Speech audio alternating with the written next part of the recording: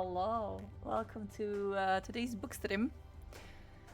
We are being absolute menaces. And we're talking all things book today. I have my handy dandy book out. My notes. And I have picked a thick accumulation of things I can read to you. My lovely, lovely people. Hi, Dominic. Hello. Yeah, so for everybody that is new here, you're set. Did you get yourself a drink?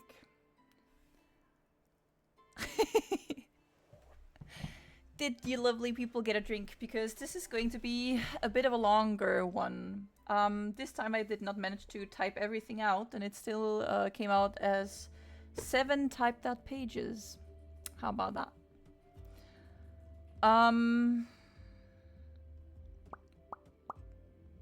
Brain's not braining. Wait, give me a second. Right. So for everybody new to Bookstream, hi, I'm Kim.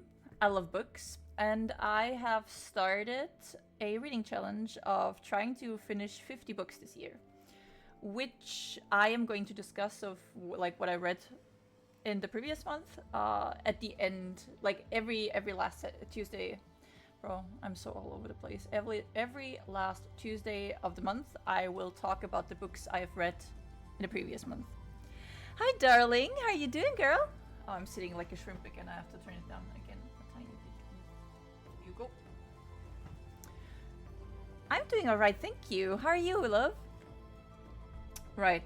Yeah, and I'm going to talk about all of the books I've read in the previous month and like give you my honest opinions and recommend or not recommend in some cases, and you know, we talk about all things book. I'm very happy to hear that, girl. That's so nice. I'm very happy for you. So yeah. We do... Fuck, I just mentally FK'd. Oh, that is so cool. Good job. Congratulations, darling. Jesus, that is a hefty amount of time. Yeah, and what I also want to do with this book stream is create like a little book club where we pick together a collection of books, and then we vote in my Discord server of what book we read in this exact month, and then we talk about it on the next stream. So this is Bookstream and Book Club, and if you want to join the Book Club or the Bookstream, you are very welcome to join my Discord and just let me know that you want to join the Book Club, and I will put you in like our secret little cool text channel in there, you know? Yeah. All right, let's get into it then. Let me get to... We have had some very busy book streams recently. I have, you know, so... Let's first get into... Oh, that is so cool! Oh, that's so cool. I'm so happy for you, Cassie. I'm so happy for you. Just watch out with the curved monitors. You can ask Dom. He killed his last one because he accidentally dropped the glass against it. So they're very, very sensible. Hi, Em.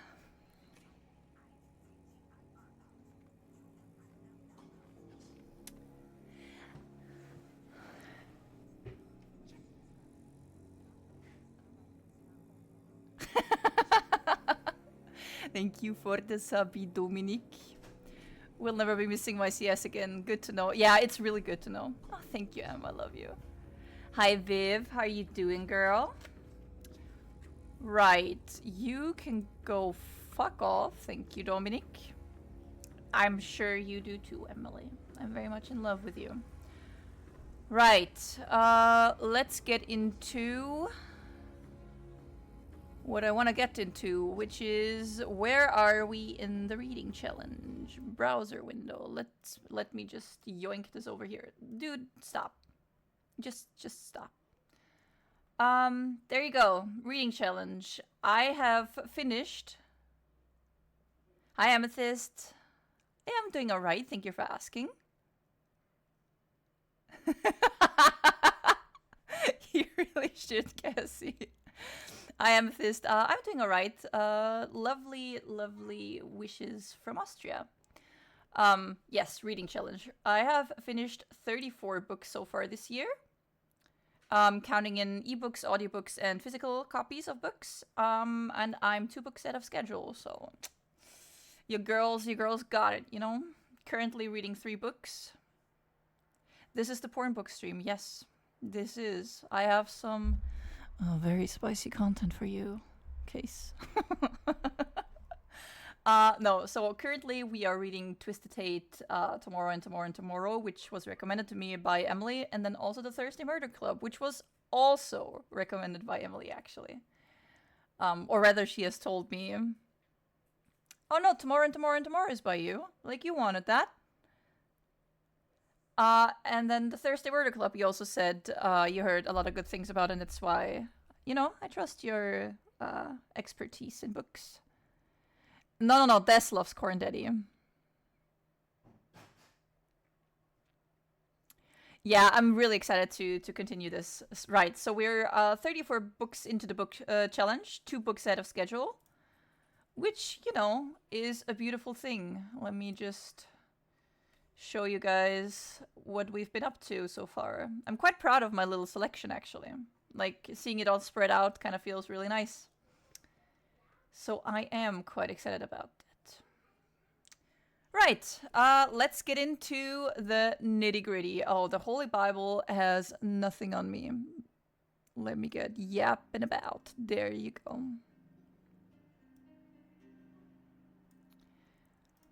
Right. All right. Oh, nice, Em.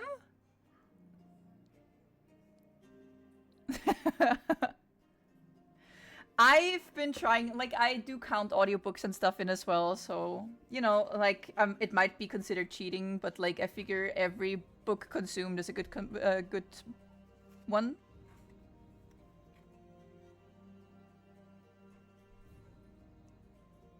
I count audiobooks, like, they're, like, books as well. A book is a book, yeah, I agree. 100%.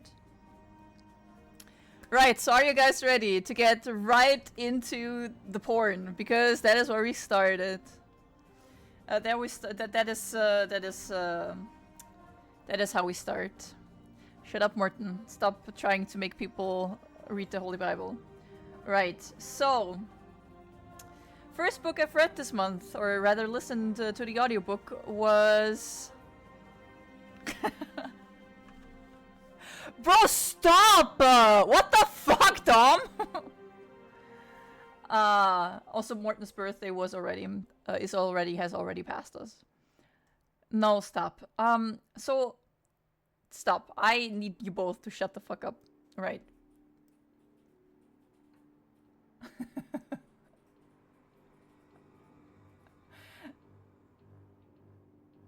No, Morton's birthday, he's a Taurus. Morton's a Taurus. Dom's a Gemini. No, stop. All of you, stop. So, let's get into it. The first book I've read this month. There you go. It's on screen right now. It's Twisted Love by Anna Huang. It's a romance/contemporary, and I gave it 1 star. It is by far the worst book I've read this year, this far. I was in actual physical agony. But let me start at the top. He has a heart of ice, but for her, he'd burn. No, Seth, stop. I love you so much. Thank you so much. Hi, Seth. You came right at the start of the horny book. Good job, man. We're talking about Twisted Love by Anna Huang. It's romance and contemporary. And I gave it 1 star. Yes, actually, it was worse. He has a heart of ice. I even put out some quotes for you guys to understand how bad it was. He has a heart of ice, but for her, he'd burn the world. Alex Volkov is a devil blessed with the face of an angel and cursed with a past he can't escape. Driven by a tragedy that has haunted him for most of his life, his ruthless pursuits for success and vengeance leave little room for matters of the heart. But when he's forced to look after his best friend's sister, he starts to feel something in his chest. A crack, a melt, a fire that could end his world as he knew it. Ava Chen is a free-spirited spirit trapped by nightmares of a childhood she can't remember. But despite her broken past, she's never stopped seeing the beauty in the world, including the heart beneath the icy exterior of a man she shouldn't want. Her brother's best friend, her neighbor, her savior, and her downfall. Theirs is a love that was never supposed to happen.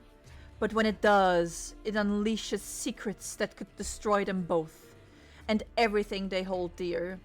Twisted Love is a brother's best friend / opposites attract romance with a hint of suspense. It's book 1 in a Twisted series, but can be read as a standalone. Warning. This book contains a possessive, morally grey alpha hole, explicit sexual content and profanity, no cheating or menage, but if you're looking for a traditional, sweet, lovable hero, this is not the book for you. Recommended for 18+. Morally grey alpha hole. You heard that. You heard that. You heard me. You heard me. Alpha hole. I said what I said. Period. That's what the author says. But let me get into my personal opinions. Because, oh brother, what a terrifying piece of literature. But let me start at the beginning. The female main character, Ava Chen, has no backbone, easily manipulated, and so naive any slightly decently attractive predator would have an easy game with her. Where we get Alex Volkov that just struts into the picture. He is a god, strutting among the peasant rest of the population. He has her in his pocket basically immediately. Alex Volkov, the male main character, is so beyond any good taste that I felt physically sick. Multiple times. He does not only look like a Calvin Klein model, he is also super intelligent, has a diagnosed big brain that allows him to recall every detail of every moment he ever lived through, and, obviously, he is super rich and successful in his field. But also, a son of a bitch. A diagnosed big brain.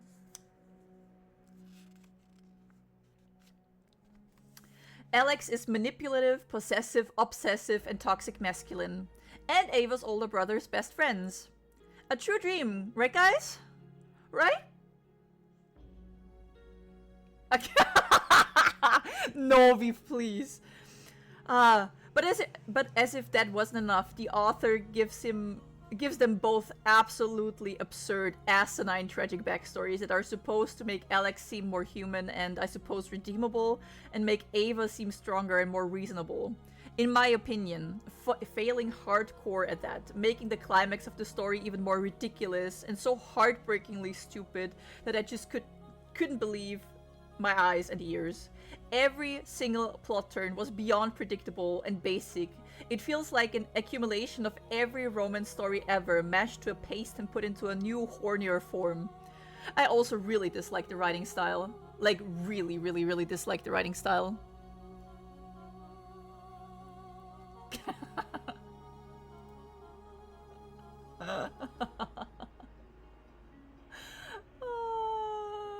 Yeah, no, it is burning the book. Like, if I had the book, the physical copy.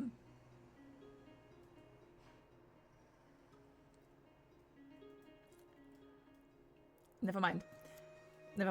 I also really dislike the writing style. The overuse of the words surreal and pussy, the redundance and the overanalyzing of situations that could not be any clearer do not show a whole lot of eloquence or maybe trust in your audience's reading comprehension, which, not gonna lie, I'm not sure what I think is worse. Aside from all of that, what the fuck was the constant threat of violence in this putting her under pressure to make decisions that he approves of, like, huh? Bro, if you want to constantly determine every move one makes, get a dog. Because that is what her behavior felt like. Well-trained dog. This relationship is 100% the most toxic I have ever read about, and I am so beyond upset that there is a happy ending. Because an actual happy ending would have been Ava healing in London and finding peace after all of the disgusting shit Alex has put her through. Twisted Love is beyond icky, and I genuinely don't know how many times I uttered, yelped the word ew. Like, Dom was sitting in the next room and he just heard me, ah! Ah! Ew! Ah! Like, that was basically my reaction the whole time. It was so disgusting. Top red flags for me: over-sexualized, glorifying of good looks despite being a trash human being, obsessive behavior, and he stalks her. He literally stalks her. That is how they get back together. He stalks her.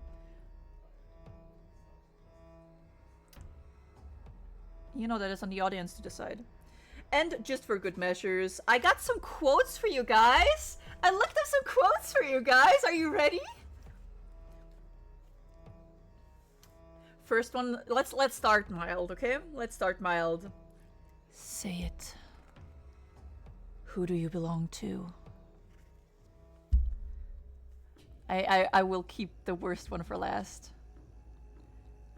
You want me to take you, sunshine? Alex murmured. Ruin you. Pound you into a pathetic mess. Turn you into my little fuck doll.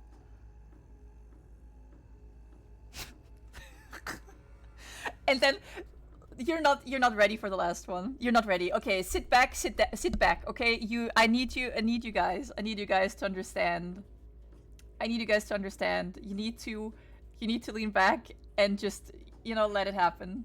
You need to let it happen. It means you're mine. Your mouth is mine. I rubbed my thumb over her bottom lip before trailing it down her chest and pinching her nipples. She moaned. Your breasts are mine. I drifted lower, adjusting my position so I could squeeze her ass. Hard. Your ass is mine. I reached around and parted her thighs, sliding my fingers past her slippery folds. I'll let you sit on that for a second. She was so wet, they were drenched within seconds. And your pussy is mine. Every inch of you belongs to me, and if you ever let another man touch you, my other hand closed around her throat, he'll end up in pieces, and you'll end up tied to my bed and fucked in every hole until my name is the only one you remember. Do you understand?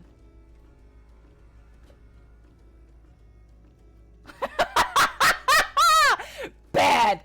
Bad! No, Zeph! Bad! Bad, Zeph!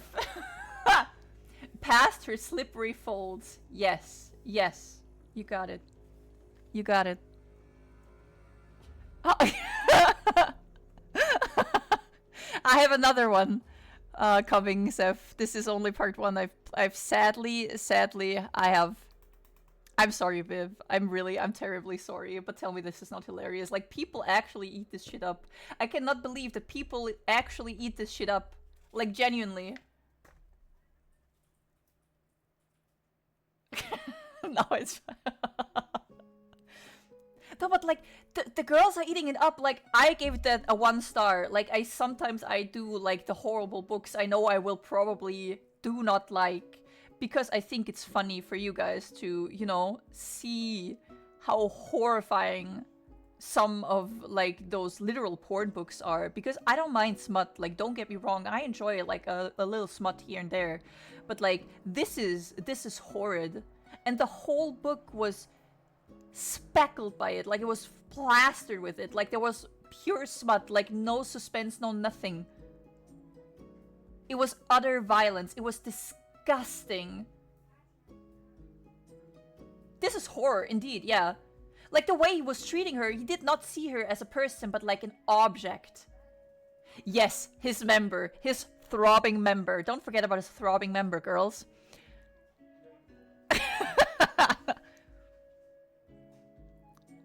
Yes. Do you guys need a little breaky break? I feel like I need a little break. Oh yeah, the throbbing cock. True. True.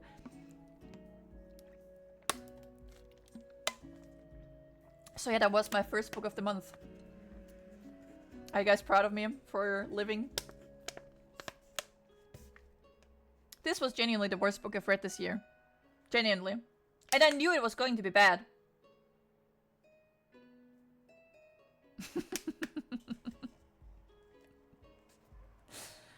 Oh. I knew it was bad, but, you know, again, I just think it is really, really, really, really... Hi, Crisco. I just think it's funny for you to watch. Because it is just beyond unhinged. There's another one coming, Cassie. There's another one coming.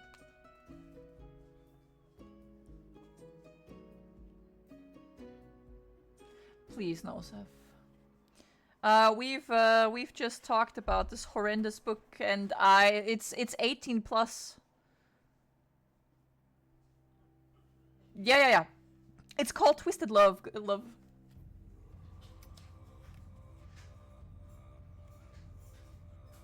Netflix will buy this. Like, I can 100% see Netflix just going ham on this, genuinely. No, Emily, like, don't let people hear that. They will believe you. Right, are you guys ready for the next horror? I have a good book waiting for you. I have, like, a whole rest of the stream that is going to be amazing if we get through the first two books, I promise. Are you guys ready? Twisted Love, my love. It's the Twisted series. Are you guys ready for book 2? It's not as bad, but it is... I gave it 2 stars, so that should tell you enough. The second part of this book is called Twisted Games, also by Anna Huang, Romance Contemporary. I gave it 2 stars. You got this, guys. You got this. Let's all take a deep breath together.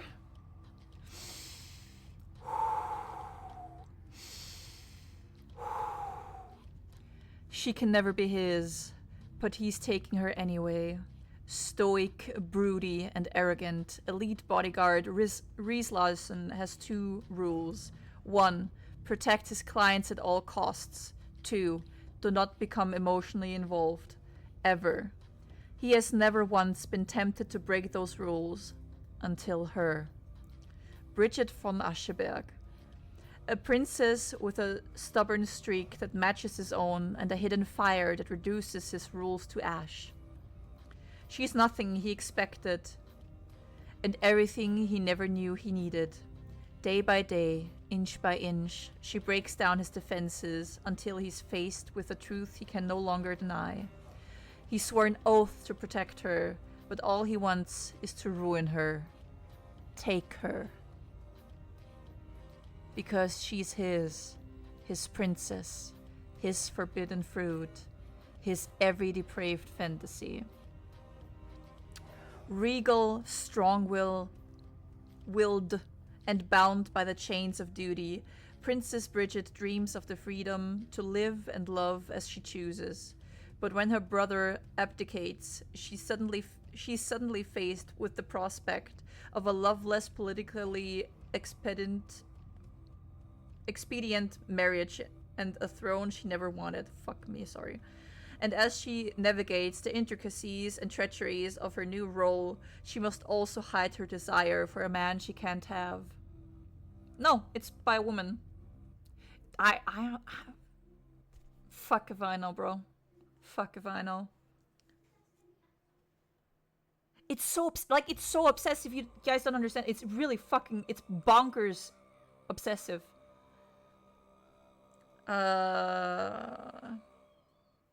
And as she navigates the intricacies and treacheries of her new role, she must also hide her desire for a man she can't have, her bodyguard, her protector, her ultimate ruin. Unexpected and forbidden, theirs is a love that could destroy a kingdom and doom them both. Twisted Games is a slow to medium burn contemporary royal bodyguard romance. Fuck me, that is a mouthful. It's book 2 of the Twisted series, but can be read as a standalone. Warning.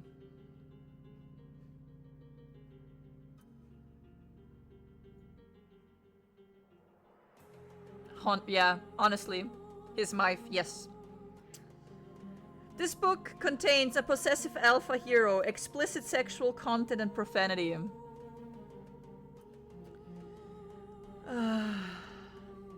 Yeah. Not an alpha hole though. It's not an alpha hole, guys, right? My opinions on this. Alright. Are you guys ready? What a chat, yeah.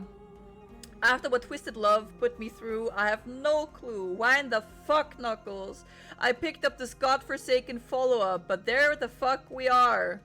Our main characters this time around are Bridget von Ascheberg, one of Ava's friends, and we get her falling in love story. I didn't mind Bridget as much, but then again, the male character Riz Larson wasn't as insufferable and downright hateable as Alex Volkov, so that by itself is a big W in my books. Riz is still a ginormous alpha twat, but he genuinely wants a connection, which, you know, is refreshing as well. With that being said, I call bullshit for this storyline again. Though it isn't as ludicrous as Twisted Love, I cannot believe this man becomes her bodyguard, explains his rules to her, and immediately goes against everything he has previously established. This is not a fucking slow burn, guys. Yes, the first kiss is 2 years in, but we are not present during these 2 years. We get no suspense, no soft touches, no glances, no nothing but an alpha pig bullying a willing, lonely girl. This is instantly in flames, immediate horny bonk and jail time for both of them. Riz, yeah. R-H-Y-S. Riz. Horny bonk, yes. Horny bonk and jail time. Don't forget about the jail time. The time jumps irritated me so much, man. Twisted Game continues the disgusting stereotypes and toxic masculinity. If any man ever talked to me the way Riz Larson talked to Bridget, I would be in literal jail or dead. Like, buddy boy, huh? Every bit that could have been cutesy or nice or wholesome got promptly turned sexual. Bridget... Oh, I'm really sad my grandpa has a heart condition and collapsed. Riz, want that D to distract you, woo? Bridget, I'm really scared of not being the princess my people deserve. Riz, I bet I can make you come and forget that in just a sec. Nah, fam, I'm alright. Also, I need to know what that odd ownership claiming kink for grown-ass women is. If I ever got claimed like that, I would literally jump off a bridge. The age gap 10 years and his position of power also does not at all sit right with me, but maybe I'm the weirdo here, I don't know. You know? Yep. And then I got some quotes for you.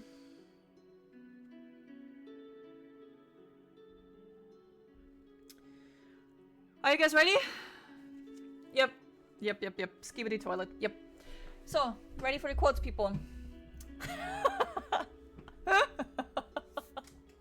Alright. I would let you whisper them, you know? I would let you whisper them. I will get you for the next book stream. How does that sound to you?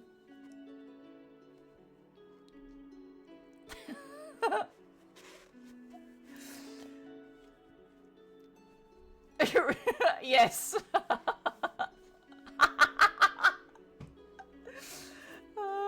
You know what? I'll send you the first one. You get the 1 second. Oh wait, no, I can't. Yeah.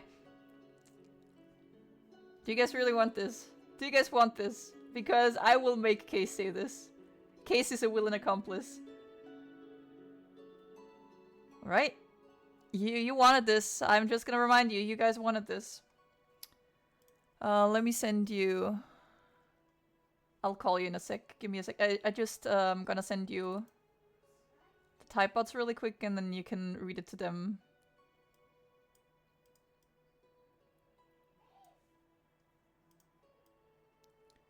Read it in this exact, like give it some, you know, some suspense.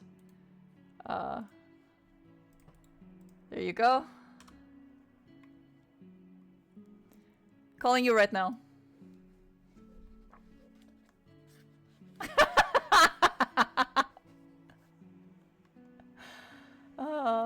This is, I'm going to remind you again, this is what you guys wanted. This is what you guys wanted. Hello, Case. Hello there. Oh wait, give me a sec. You're on loud. Give me a sec. You're on my speakers, good friend. And then I think also the people cannot hear you yet. Give me just another sec. There you go. Can you say something really quickly? Something. Wait, why can I not hear you? Name for this, by the way. Can you say something again? Yeah, sure. Oh, thank you. Perfect. Thank you. Are you ready, people? Because I'm not sure if I'm ready, actually. Give it to us. Give it to us. But do it in your sexy voice, please. Do it with your sexy voice. I was not prepared for this, but Alright. Remember, in public, you're my princess. In private, you're my whore. Yeah, Case is single, by the way. Just so everybody is aware.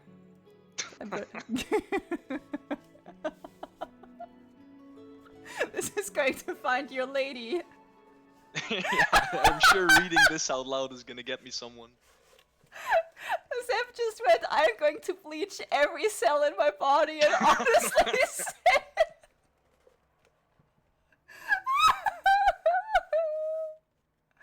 Yeah, you owe us all a shower, yes. But you guys wanted this. You guys wanted this, and also it is going to get a lot worse. That was the tame one. That was the tame one. Read the other short one first so I can bonk the camera real quick and then you can go for the long one. Okay? Alright. Bridget felt better than heaven. She felt like home. What the fuck is that sentence, by the way? He was talking about her vagina.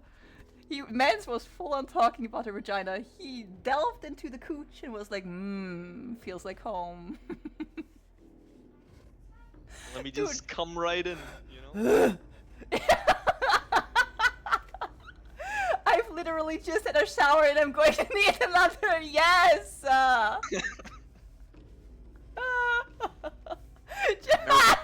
You know?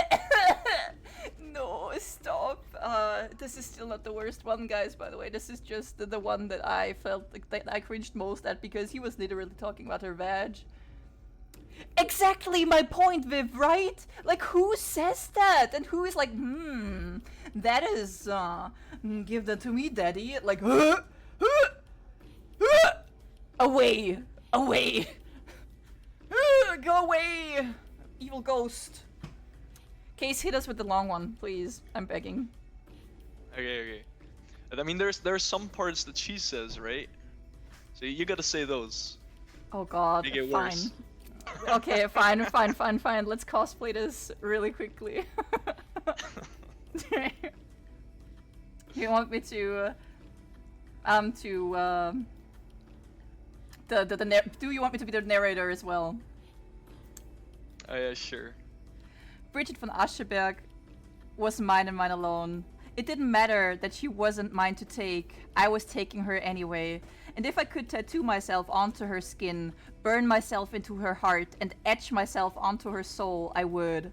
Her eyes widened, but before she could respond, I closed the distance between us and grasped her chin with my hand. But first, I want to make one thing clear. From this point on, you're mine. No other man touches you. If they do... My fingers dug into her skin. I know 79 ways to kill a man. I can make 70 of them look like an accident. Understand?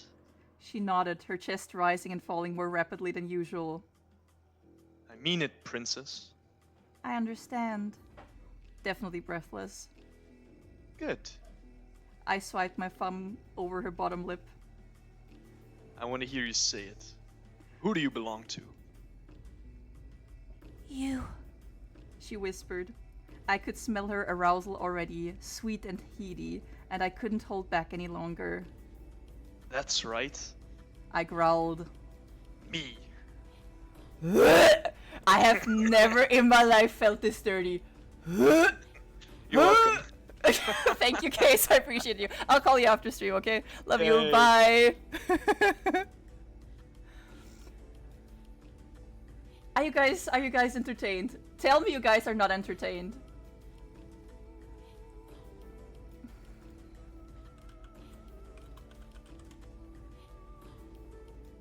tell me that reading was not the best thing you've ever heard. Case, I appreciate you so much, and I could tell you had a little too much fun with this. 100%. Like, I do not envy a single one of you. Not a single one of you. I'm so sorry. I feel uncomfortable. Like, I'm profusely sweating. I am sweating so bad right now. Like, this made me feel like viscerally uncomfortable. But I would do anything for you guys. Same. Same. Same. No, bad. Stop, Zeph. No, bad. Stop. Zeph, no. Oh, wait, sorry. This is making me all feel all sorts. Oh, no. This is making me feel all sorts of ways. Yes, it would have been worse if you narrated it too. I'm glad we did it this way. The author already did this bit in the first book. She's a bit obsessed. She is obsessed, and that is also my like one of my big icks with this series is she is so beyond obsessed with a certain narrative and a certain type of relationship that she just copy pastes it. Yeah. Right, Viv? I was like, oh, he's really feeling himself. Like, Mans is feeling himself. Like, I guess you could see I was like somewhat uncomfortable, but like after getting through the first one, I was like, I'm more accustomed to it, but like Case was feeling himself.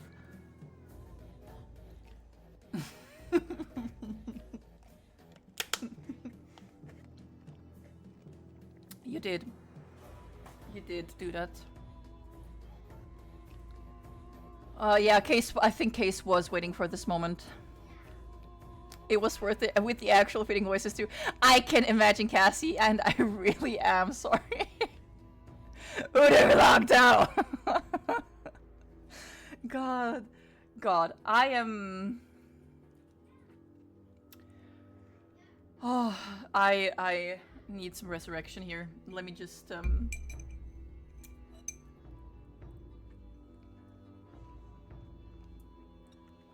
let me have like a little sippy sip and the gummy bear, and then I'm ready for you.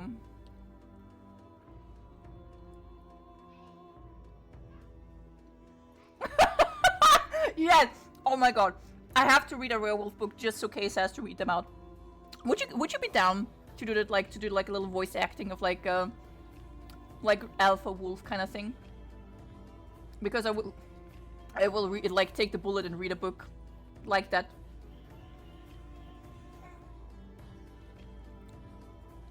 You don't have to give me subs, love. But I will probably have one or two of them in the next stream. But to not mention them again this stream is an easy fix. Don't worry, love. I have only good books from this point moving forward. And I'm sorry for anyone's ears I disgraced. We will practice. We'll do a little acting action.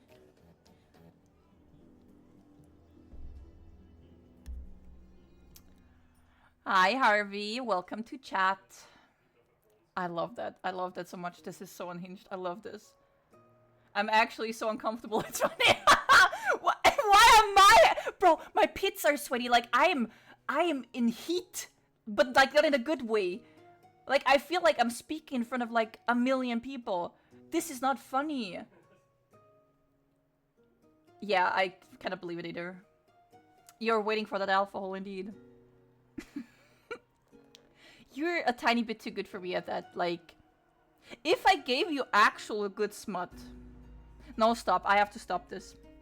I told you should start narrating horny audiobooks because the girls would like it. Let me stop right there. Right.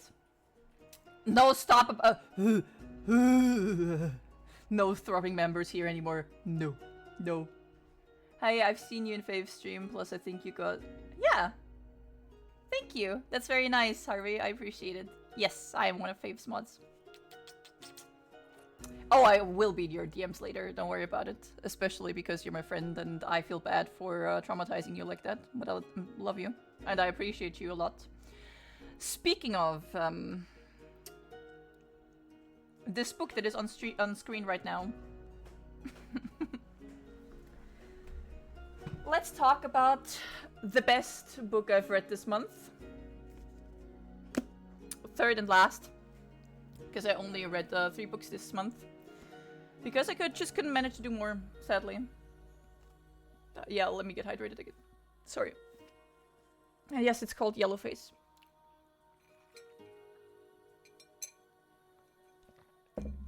Let me just get to that all up close and beautifully. Yellowface, next book on the list. Goodreads Choice Award winner for Best Fiction 2003. It's fiction and contemporary, and I personally gave it 4 stars. Yes. Yes.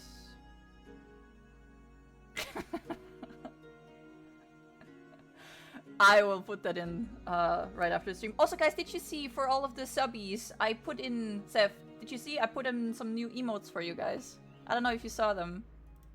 Put in some cute little new mushies and some cute little new buns. I thought you guys might enjoy those. Sadly, I don't have any more space, otherwise I would have definitely given you some more, but that is what we get so far.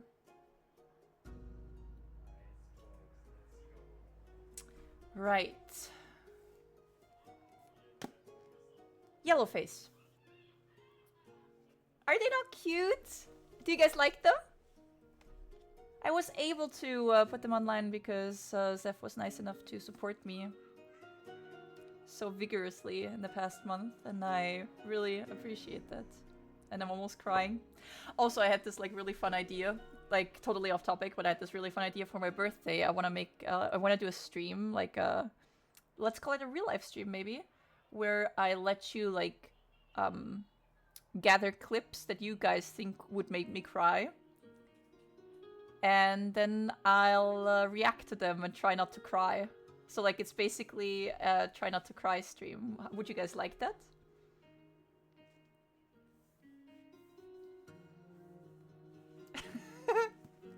I am a little baby, so probably. But I thought it might be fun, right? Like me fighting for my life, trying not to vicariously cry. Dude, I would literally die. That would get me all unhinged right now. I know just the unhinged stuff. Yeah, you probably do, and that is very sad.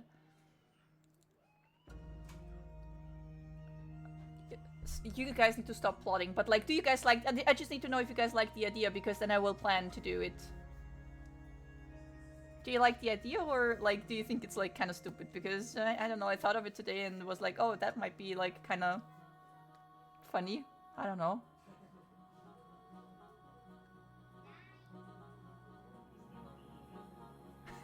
Okay. Then it's on, I guess. Right. Back to Bookstream.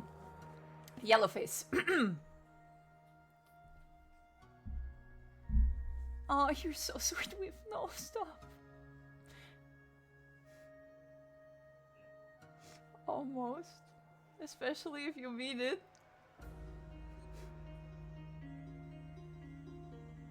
Oh, it's going to be happy tears.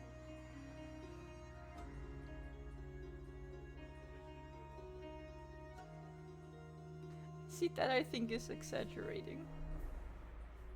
You guys cannot see nice stuff to me, stop. Right, Yellowface. Goodreads Choice Award winner for Best Fiction in 2023. Fiction and Contemporary, 4 stars.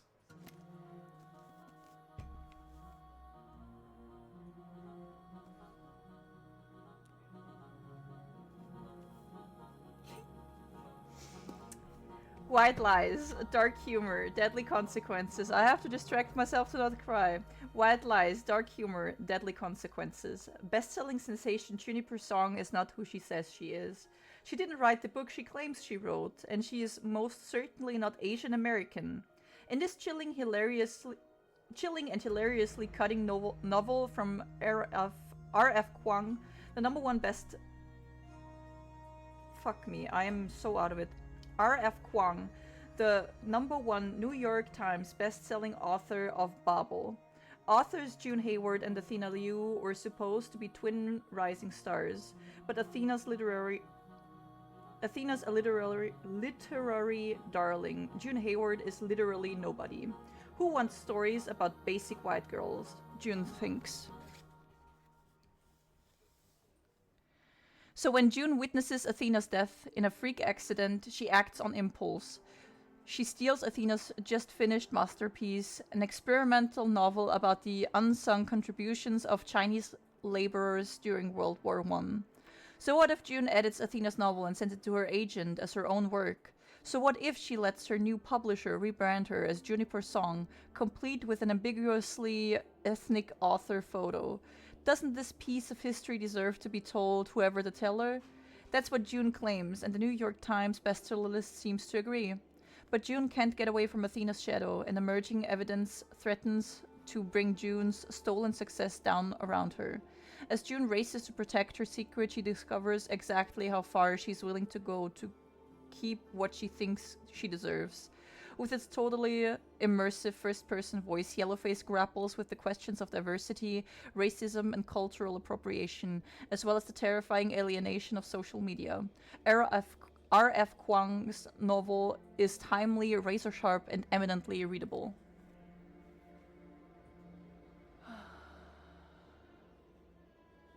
Yes, it's genuinely such a good book. Like, I think it is one of the best books I've read this year. Like, I've read nothing like this ever. It's so nice. My opinions on it. Guys, I cannot express enough how in desperate need of a good book I was after what this Twisted series has put me through this month. I found Yellowface on the depths of TikTok, so I was not sure where exactly I was going to end up. But the premise was good, and in case it was actually too slow for reading, I had the audiobook on Spotify fired up. But good God, was that unnecessary. It really thoroughly enjoyed this journey. June Hayward, or Juniper Song rather, was incredible. And what I mean by that is a perfect example of an unreliable narrator, microaggressions, racism, the power of social media, and the consequences of being chronically online and starving for validation. June Hayward is the protagonist of Yellowface. Throughout the novel, June is pursuing her dream of becoming a successful author, and her obsession with this combined with her insecurity and jealousy of Athena Liu to drive her actions and color her perceptions. This book is showing beautifully what happens when you fuck around and you find out. I love the writing style. I could not manage to put it down. Kuang's choice of perspective being the hungry for success and riddled by jealousy and self-doubt Juniper Song. Song being her middle name solely for the reason of playing with readers' perception of her heritage, stumbling from one deserved mishap and faux pas to the next while desperately trying to keep her life together. It is beautifully cynical, sarcastic, and incredibly realistic in its way of portraying cancel culture, bandwagoning, and being in the publishing industry. In this book, nobody is a saint, as being good-hearted does not guarantee financial security, career success, fame, or power. The author skillfully portrays flawed and complex characters who challenge the reader's perception. It was so different from anything I've read this far. I can only deeply recommend. Oh, that is so cute. It is genuinely, like, I thoroughly enjoyed this book. I thoroughly enjoyed, like, this was probably one of the best, like, in its genre, it's definitely the best I've read. Period. It is so fun. It is so easy to read. I might revisit it at some point if I don't know what else to show you anymore, just to like give you like a little feel of it, of like the writing style, because it is so fun written. Also the book is like really cool. And like look at this, like it's beautiful. And also like what I really enjoyed, because I took off like the cover, and the book is called Last Front by Athena Liu, and that is what it looks like. It's Die letzte Front in German, of course. And then like the Athena Liu is scratched and Juniper Song is written under. Like it's just it's beautiful. It's beautifully made. I really enjoyed my time reading this, especially because I was like really stressed because I felt like I had not done enough this month to like give you guys a proper book stream.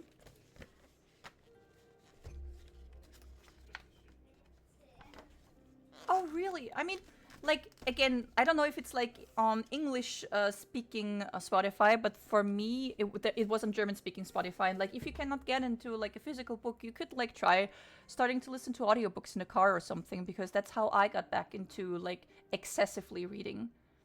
Because I can do like the audiobooks while like I do laundry, or while like I drive my car, or while I do the chores in my household. Like it's just so much easier for when like I have to do like when I can do something with my hands, and I just enjoy that a lot more. Again, highly recommend this book. I give it 4 stars, me personally, if not 4.5 actually. I really enjoyed it. Let's get into something that I'm kind of ashamed of, but I don't want to lie about it, so let's get right into it. This month's book club. Book I sadly have not read. It would have been Fourth Wing by Rebecca Yarros. Usually right here would be the part where I talk about book club book. I am really sorry, but I just couldn't manage to get into it this month, and I deeply apologize for that. I'm not trying to talk myself out of this, because at the end of the day, this is my platform, my rules, and my choice of how I act on it. But I'm a firm believer of speaking your truth and admitting your wrongs, or in this case, more of a shortcoming. I had quite a rough month mentally, and I just didn't feel able to commit to a 800-page book, especially because it would have probably been the only content I would have been able to present this month. So I made the conscious decision to postpone it to next month. I promise to do better with this month's pick, and I hope you guys can understand where I'm coming from and forgive me. I feel you, Cassie. The book club is my book club, yeah.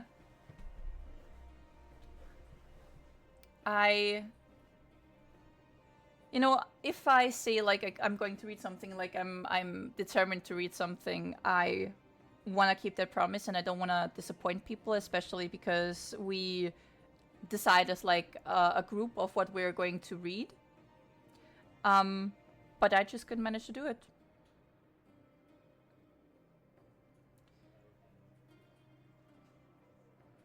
But I also don't feel bad about it again, because I don't think I could have given you any other content than this book, and sometimes it just do be like that. I promise the Fourth Wing book will be on next Bookstream, because I already got into it. But yeah, I just couldn't manage to do it this month, and that I'm really sorry for. Cannot change it, sadly. Alpha Book Club hole. Yes. Something about the frequency bothers me some. Fair. Oh, really? No, that's fair. I'm yours.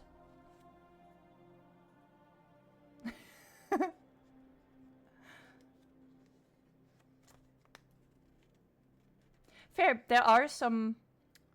You could try to see like if there are some audiobooks you would be interested on your Spotify, because at least then you would not have to pay for that, because if you have Spotify, like the subscription to Spotify, you could at least get them for free and like see if female voices do something different to you. Fair. Oh, that sounds rough actually, Zeph. Are you okay? But yeah, no pressure at all. I get it. I just find myself, when I do chores, for example, I can listen way better, or like do something with my hands. So I always, like, when I listen to audiobooks, I usually like daddle on my phone, or like do some knitting, or like some sewing, because I can focus better on what's going on. Right.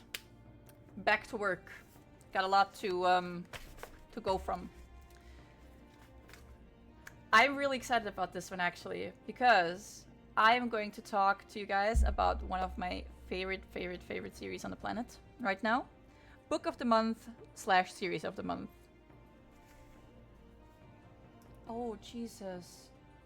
Oh my god, I'm so sorry to hear that. Fuck. Oh, I hope you can recover from that. Oh, I hope you can find it. Oh, don't even know. What do you say to that? I'm so sorry.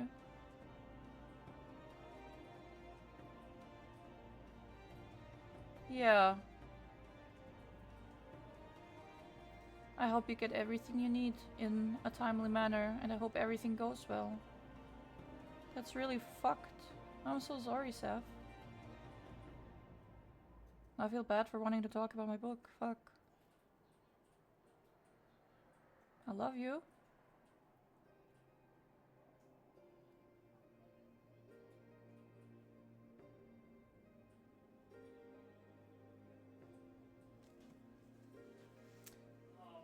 Right, this feels wrong. Right. Favorite book series on the planet, actually. It is the Hunger Games series, and the prequel to it, The Ballad of Songbirds and Snakes by Suzanne Collins. Fair, Cassie. I want to start with.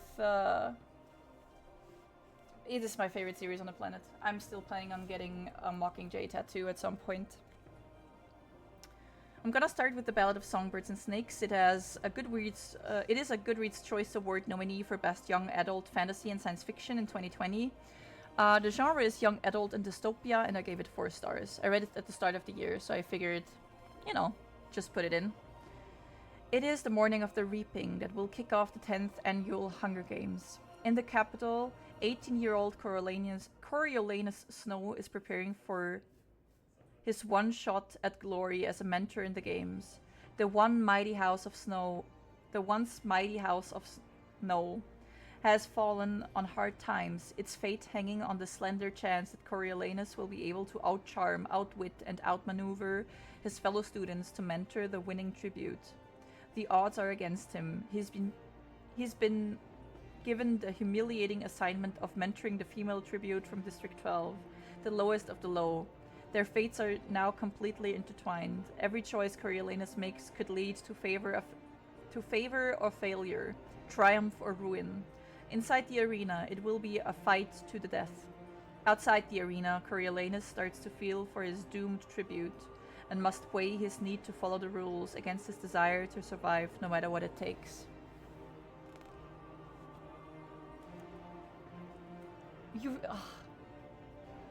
Really? Oh, I love them so much.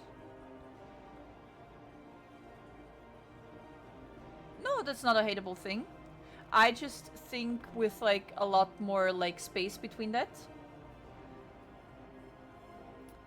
But I do hardly judge, like really hard, Stephanie Meyer for her choices in the book, and for the Mormon agenda that she is trying to push in this book, and also like who the fuck, like what kind of fucking grown woman makes a grown man imprint on a baby?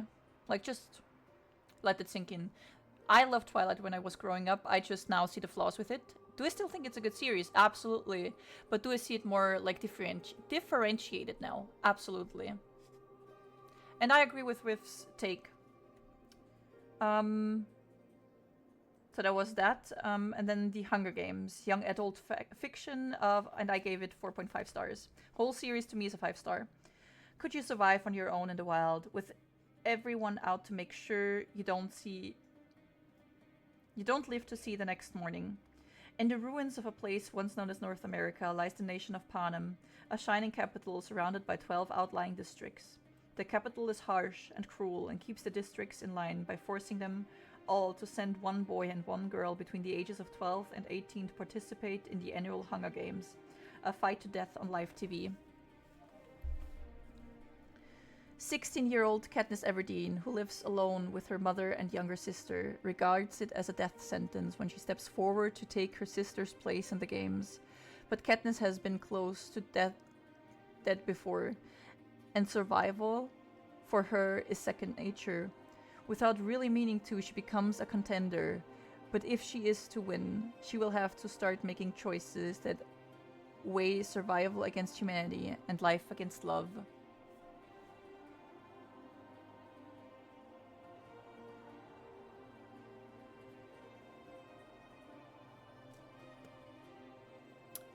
Yes. No, I agree, Cassie. 100%. Yeah, that is a horny bonk angle. Right. Let's get into my opinions, because they're very loud and very proud. Also, for anyone wanting to join Book Club, please feel free to send me a DM on Discord. Let me just link that really quickly, and then let's get into... We do need a horny bonk emote. I will get onto it. My opinions. Oh boy, I have held onto this beautiful piece of literature for such a long time, it almost feels wrong to present it to you right now. This is by far one of my favorite book series in the history of ever. I genuinely don't think there is anything you could do better about it. First and foremost, reading order. I know it is a weird point to start and an even weirder hill to die on, because I am a starting from the top down kind of gal, but with this I highly advise you main series first, prequel second. In my opinion, the full impact of the events in The Ballad of Songbirds and Snakes just lets you sink back in horror, holding your breath, because nothing is more cruel than finding out the truth and real intricacy behind something already so sinister as the premise of the Hunger Games. The Ballad of Songbirds and Snakes follows the early years and rise to the top story of Capitol President Coriolanus Snow and the preliminary stages of the Hunger Games. He is the narrator of this whole spectacle, and an unreliable one at that. We find out, much to our dismay, that Snow isn't born a sociopath or a monster. He is bright, but unlikable, ambitious, resentful, conceited, and very entitled, with capacity for manipulation and ruthlessness. But he does have some humanity in him, capacity for friendship and love and care, and even some degree of sacrifice. We know he cannot be redeemed, but he can be understood to some point, and that is somehow worse. We follow along as he's chosen to become a mentor to one of the lower scoring tributes in his final year in academy. Dangerously ambitious and driven by real hunger, and the one for power and success. He makes it his mission to come out on top. Snow always lands on top. And we can observe in real time how his choices change the trajectory of his life and the lives of millions of people in the future. I don't really want to spoil more because I feel like this would give away too much of the plot, so with this being said, let's get into the main storyline. 16-year-old Katniss Everdeen hunts for a living, not because it's her job or her hobby. It is a do-or-die kind of thing. She does absolutely everything in her power to have enough for her defenseless little sister and her barely lucid mother. Life is hard, yet not impossible, until the one fateful day. Once every year, the all-powerful, all-seeing capital of Panem celebrates the Hunger Games for their entertainment. A tournament where a handful representatives, children of the age between 12 and 18 of each of the 12 districts, are forced to fight in a massive arena to their death. In a sad turn of events, young Katniss will have to fight not only for herself, but for the future of her starving family. The story is dark, striking, and insistent, especially moving forward to the second and the third part of the series.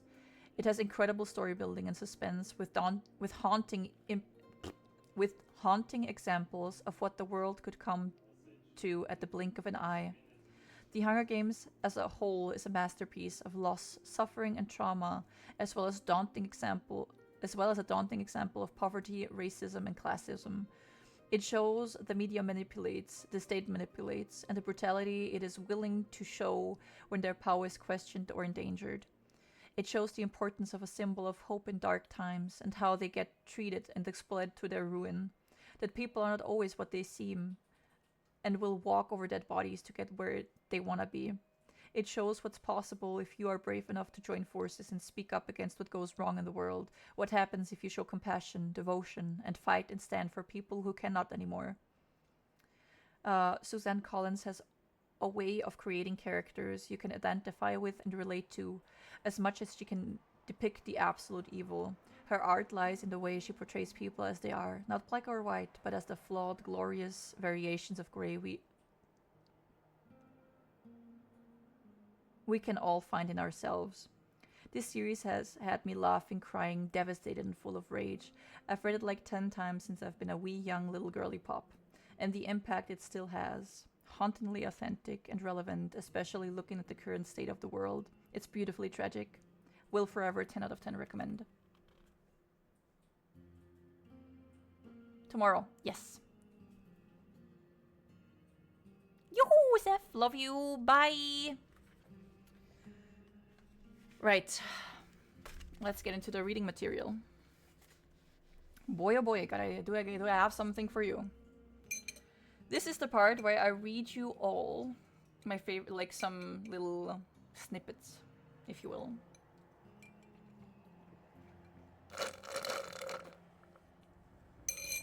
Bye, Seth. Love you. Take care.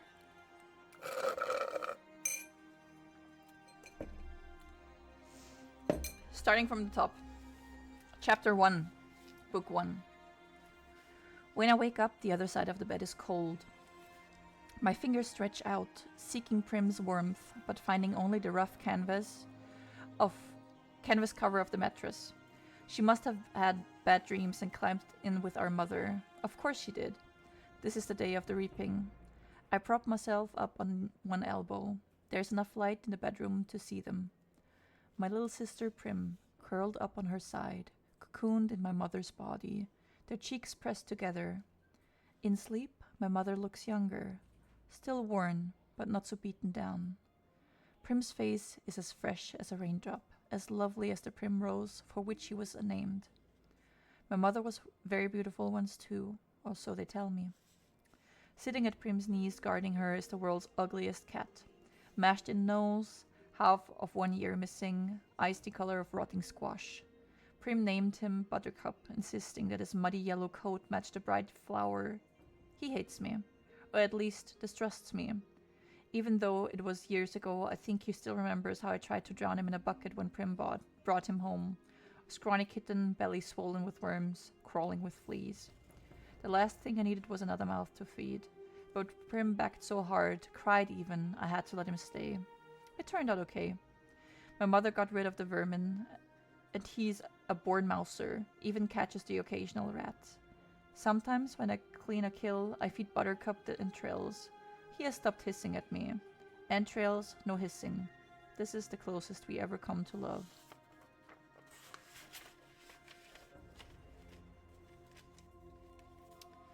I swing my legs off the bed and slide into my hunting boots, supple leather that has molded to my feet. I pull on trousers, a shirt, tuck my long dark braid up into a cap, and grab my forage bag. On the table under a wooden bowl, to protect it from hungry rats and cats alike, sits a perfect little goat cheese wrapped in basil leaves. Prim's gift to me on reaping day. I put the cheese carefully in my pocket as I slip outside. Our part of District 12, nicknamed Seam, is usually crawling with coal miners heading out to the morning shift at this hour. Men and women with hunched shoulders, swollen knuckles, many who have longer since stopped trying to scrub the coal dust out of their broken nails, the lines of their sunken faces. But today, the black cinder streets are empty. Shutters on the squat grey houses are closed. The reaping isn't until 2. May as well sleep in, if you can. Our house is almost at the edge of the seam. I only have to pass a few gates to reach the scruffy field called the meadow. Separating the meadow from the woods, in fact enclosing all of District 12, is a high chain-link fence topped with barbed-wired loops.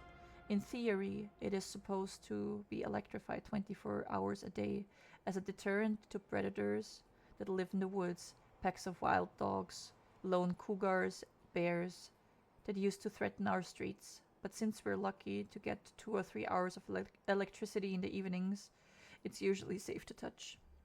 Even so, I always take a moment to listen carefully for the hum that means the fence is alive. Right now, it's silent as stone.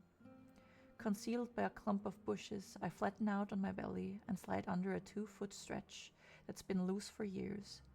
There are several other weak spots in the fence, but this one is so close to home, I almost always enter the woods here. Tom, can you please come and swat the flies? There's like 7 flying around me right now. As soon as I'm in the trees, I retrieve a bow and a sheath of arrows from a hollow log.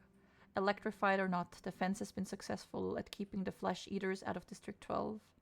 Inside the woods they roam freely, and there are added concerns like venomous snakes, rabid animals, and no real paths to follow.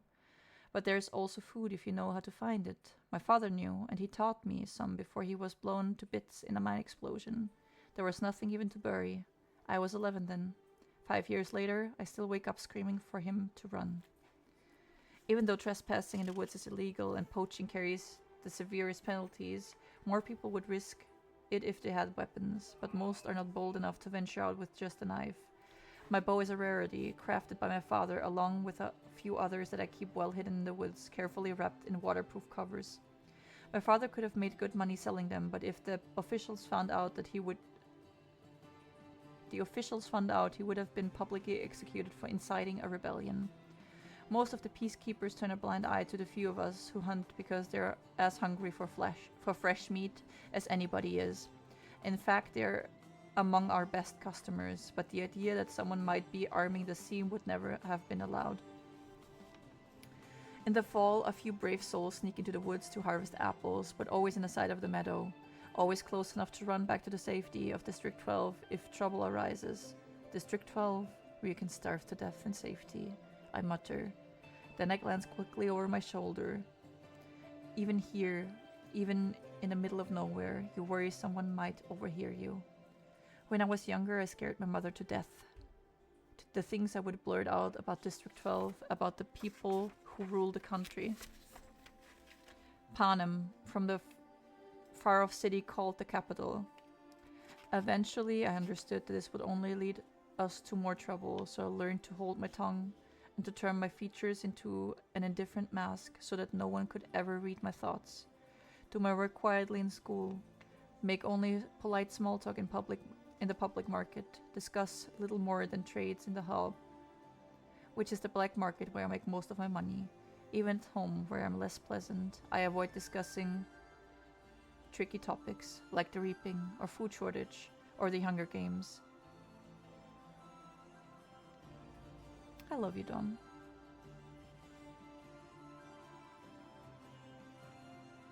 Prim might begin to repeat my words, and then where would we be? In the woods waits the only person with whom I can be myself. Gale. I can feel the muscle in my face relaxing, my pace quickening as I climb the hills to our place, a rock ledge overlooking the valley. A thicket of berry bushes protects it from unwanted eyes. The sight of him waiting there brings a smile. Gale says I never smile except in the woods. Hey Catnip, says Gale. My real name is Katniss, but when I first told him I had barely whispered it, so he thought I'd said Catnip. Then when this crazy lynx started following me around the woods looking for handouts, it became his official nickname for me. I finally had to kill the lynx because he scared off game. I almost regretted it because he wasn't bad company, but I got a decent price for his pelt. Look what I shot. Gale holds up a loaf of bread with an arrow stuck in it, and I love. It's real bakery bread, not the flat, dense loaves we make from our grain ratios. I take it in my hand, I take it in my hands, pull out the arrow, and hold the puncture in the crust to my nose, inhaling the fragrance that makes my mouth flood with saliva. Fine bread like this is for special occasions. Guys, I have to get something to drink really quickly. Be right back.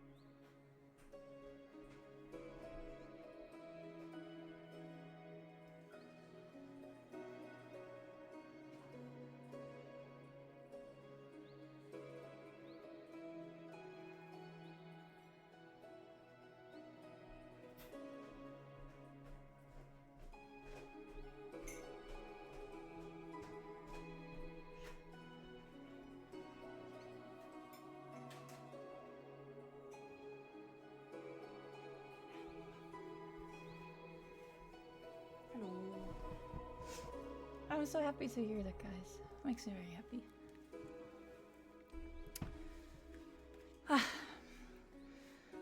Still warm, I say. He must have been at the bakery at the crack of dawn to trade for it. What did it cost you? Just a squirrel. I think the old man was feeling sentimental this morning, says Gale, even wishing me luck. Well, we all feel a little closer today, don't we? I say, not even bothering to roll my eyes. Prim left us a cheese. I pulled it out. His expression brightens at the treat. Thank you, Prim. We'll have a real feast. Suddenly he falls into the capital accent as he mimics Effie Trinket, the maniacally upbeat woman who arrives once a year to read out the names at the leaping. I almost forgot. Happy Hunger Games! He plucks a few blackberries from the bushes around us, and may the odds... He tosses a berry in a high arc toward me. I catch it in my mouth and break the delicate skin with my teeth. The sweet tartness explodes across my tongue. Be ever in your favor. I finish with equal verve. We have to joke about it because the alternative is to be scared out of your wits. Besides, the capital accent is so affected almost anything sounds funny in it. I watch as Gale pulls out his knife and slices the bread. He could be my brother. Straight black hair, olive skin. We even have the same gray eyes. But we're not related, at least not closely. Most of the families who work in the mines resemble one another this way. That's why my mother and Prim, with their light hair and blue eyes, always look out of place. They are. My mother's parents were part of the small merchant class that caters to the officials, peacekeepers, and the occasional seam customer. They ran an apothecary shop in the nicer part of District 12. Since almost no one can afford doctors, apothecaries are our healers. My father... Please, for the love of God, these flies. My father got to know my mother because on his hunts he would sometimes collect medicinal herbs and sell them to her shop to be brewed into remedies. She must have really loved him to leave her home for the seam. I try to remember that when all I can see is a woman who sat by blank and unreachable, while her children turned to skin and bones. I try to forgive her for my father's sake, but to be honest, I'm not the forgiving type. Gale spreads the bread slices with the soft goat cheese, carefully placing a basil leaf on each while I strip the bushes of their berries. We settle back in a nook in the rocks. Fuck me. Sorry. From this place we are invisible but have a clear view of the valley, which is teeming with summer life. Greens to gather, roots to dig, fish iridescent in the sunlight. The day is glorious, with a blue sky and soft breeze. The food's wonderful, with the cheese seeping into the warm bread and the berries bursting in our mouths. Everything would be perfect if this really was a holiday. If all the day off meant was roaming the mountains with Gale, hunting for tonight's supper. But instead we have to be standing in the square at 2 o'clock, waiting for the names to be called out.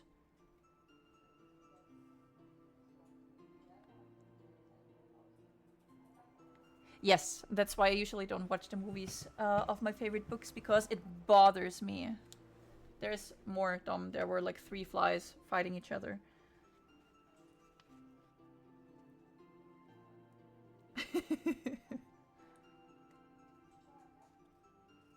We could do it, you know, Gale says quietly. What? I ask. Leave the district, run off, live in the woods. You and I, we could make it. Yes, 100%, I agree. Leave the district, run off into the woods. You and I, we could make it, says Gale. I don't know how to respond. The idea is so preposterous. If we didn't have so many kids, he adds quickly.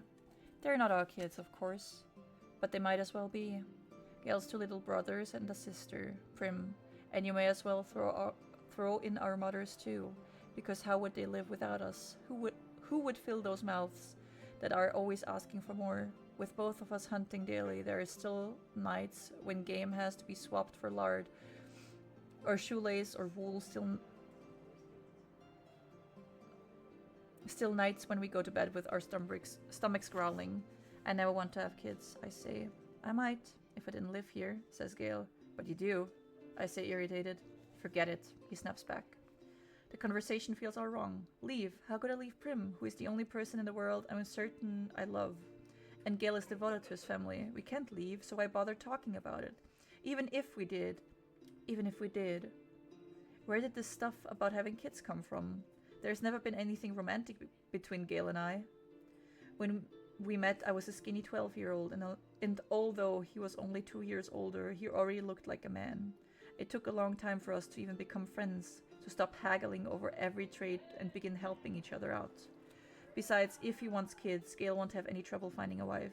He's good looking, he's strong enough to handle the work in the mines, and he can hunt. You can tell by the way the girls whisper about him when he walks by in school that they want him. It makes me jealous, but not for the reason people would think. Good hunting partners are hard to find. What do you want to do? I ask. We can hunt, fish, or gather. Let's fish at the lake. We can leave our poles and gather in the woods. Get something nice for tonight, he says. Tonight, after the reaping, everyone is supposed to celebrate, and a lot of the people do, out of relief that their children have been spared for another year. But at least 2 families will put their shutters, lock their doors, and try to figure out how they will survive the painful weeks to come.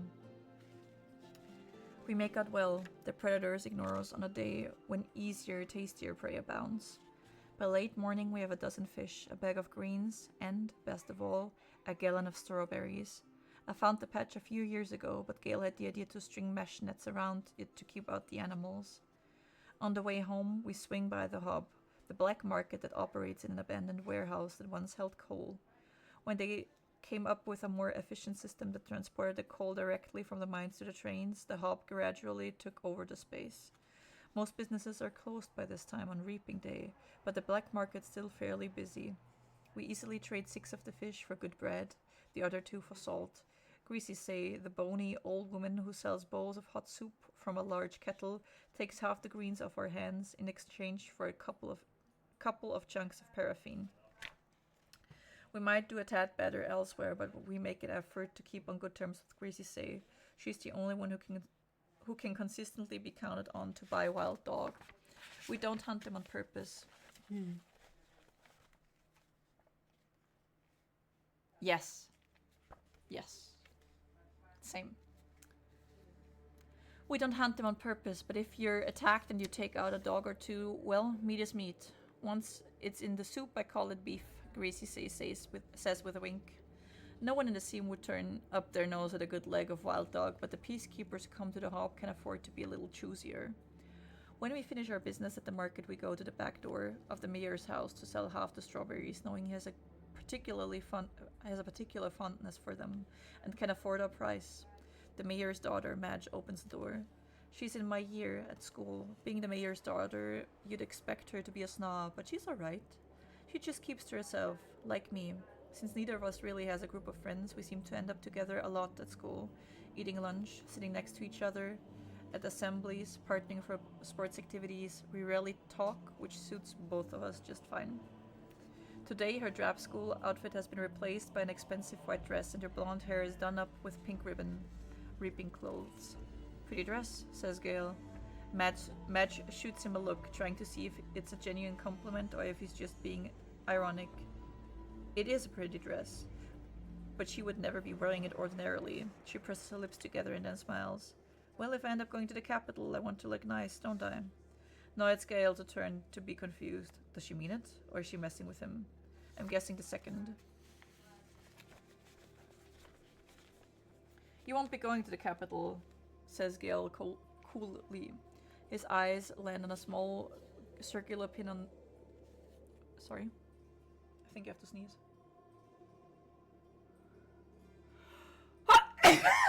Sorry. Excuse me. His eyes land on a small circular pin that adorns her dress. Real gold, beautifully crafted. It could keep a family in bread for months. What can you have? 5 entries? I had 6 when I was just 12 years old. That's not her fault, I say. No, it's no one's fault. Just the way it is, says Gale. Madge's face has become closed off. She puts the money for the berries in my hand.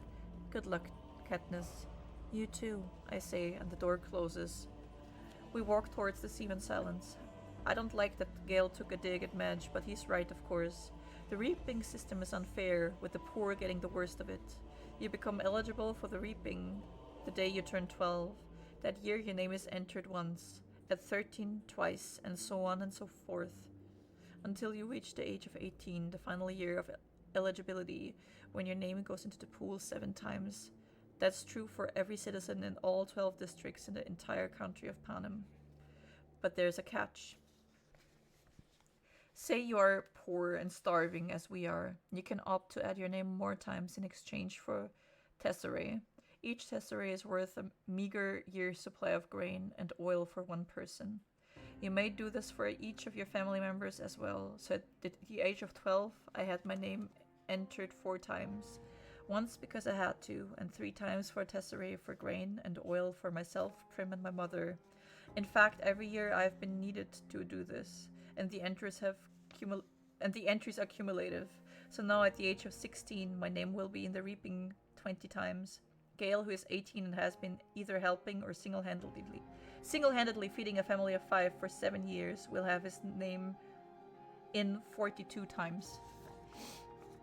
You can see why someone like Madge, who has never been at risk for needing a tesserae, can set him off.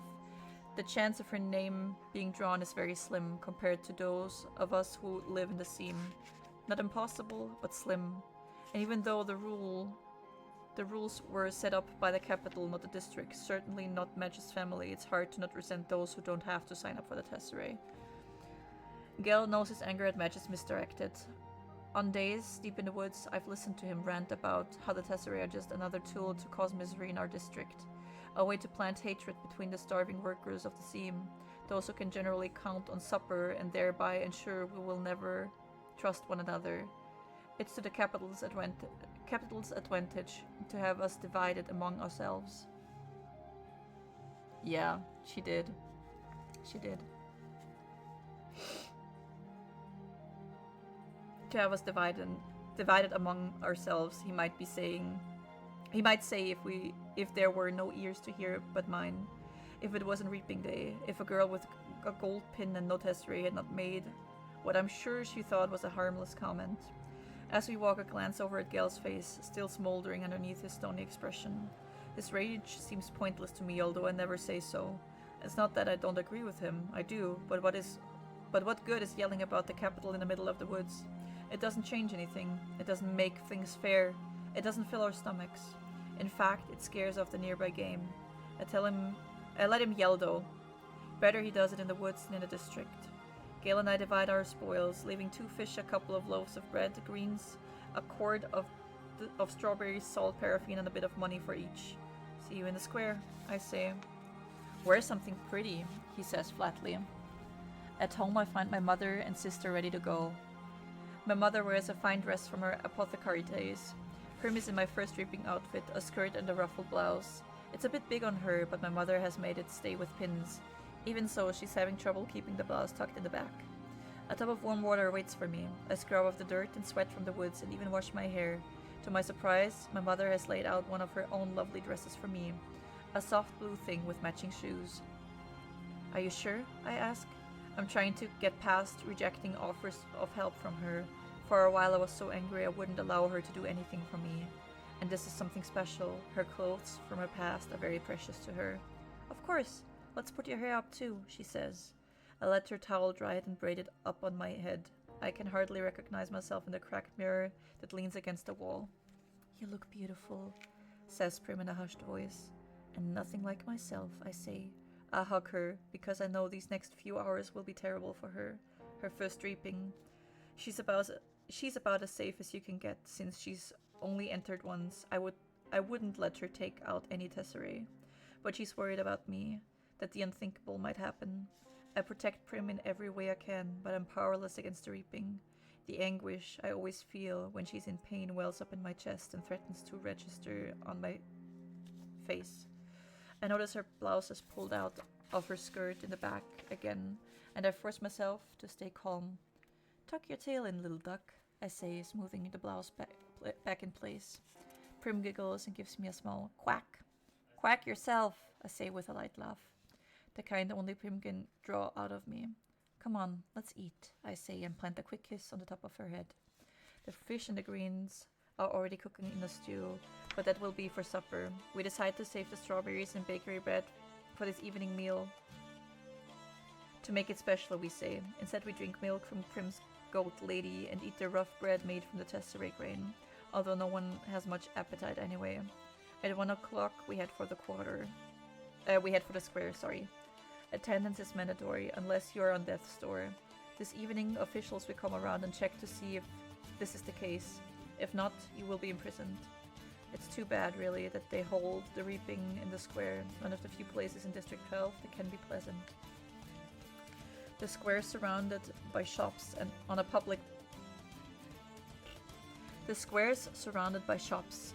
public market days, especially if there's good weather, it has a holiday feel to it. But today, despite the bright banners hanging on the buildings, there's an air of grimness. The camera crews, perched like buzzards on rooftops, only add to the effect. People file in silently and sign in. The reaping is a good opportunity for the capital to keep tabs on the population as well. 12 through 13-year-olds are herded into 12 through 18-year-olds are herded into roped areas marked off by ages, the oldest in the front, the youngest. The young ones like Prim toward the back. Family members line up around the perimeters. I don't know how to say this in English, I'm sorry. Holding tightly to one another's hands. But there are others too who have no one they love at stake, or who no longer care, who slip among the crowd, taking bets on the 2 kids whose name will be drawn. Odds are given on their ages, whether they are seam or merchant, if they will break down and weep. Most refuse dealing with the racketeers, but carefully. These same people tend to be informers who hasn't broken the law. I could be shot on a daily basis for hunting, but the appetites of those in charge protect me. Not everyone can claim the same. Anyway, Gale and I agree that if we have to choose between dying of hunger and a bullet in the head, the bullet would be much quicker. The space gets tighter, more claustrophobic as people arrive. The square is quite large, but not enough to hold District 12's population of about 8,000. Latecomers are directed to the adjacent streets where they can watch the event on screens, as it's televised live by the state. I find myself standing in a clump of 16s from the seam. We all exchange terse nods, then focus our attention to the temporary stage that is set up before the Justice Building. It holds 3 chairs, a podium, and 2 large glass balls, one for the boys and one for the girls. I stare at the paper slips in the girls' ball. 20 of them have the name Katniss Everdeen written on them in careful handwriting. Yeah, let me actually change the song really quickly. I don't know how I feel about this.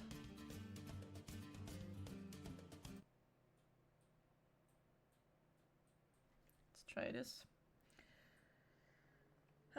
2 of the 3 chairs fill with Madge's father, Mayor Undersea, who's a tall, balding man, and Effie Trinket, District 12's escort, fresh from the capital, with her scary white grin, pinkish hair, and spring green suit.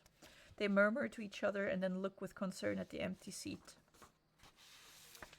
Just as the town clock strikes 2, the mayor steps up to the podium and begins to read.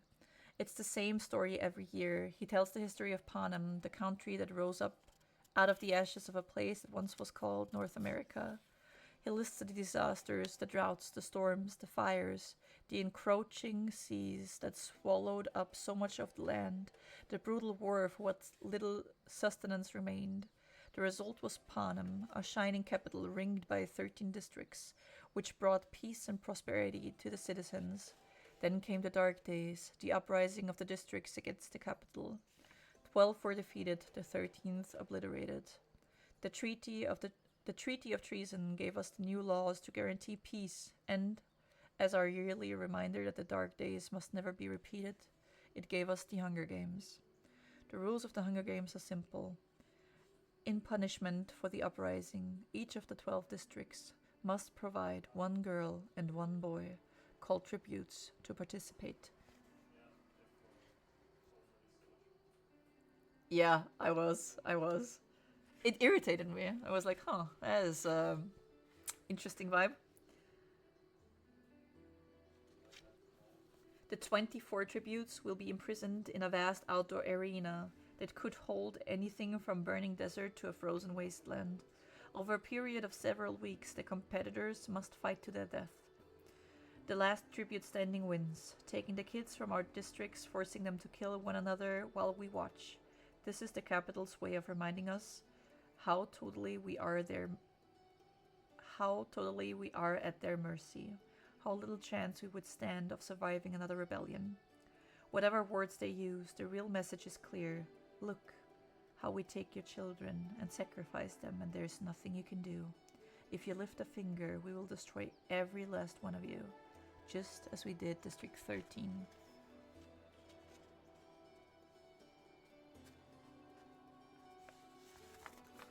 To make it humiliating as well, as well as torturous, the capital requires us to treat the Hunger Games as a festivity, a sporting event pitting every district against the others.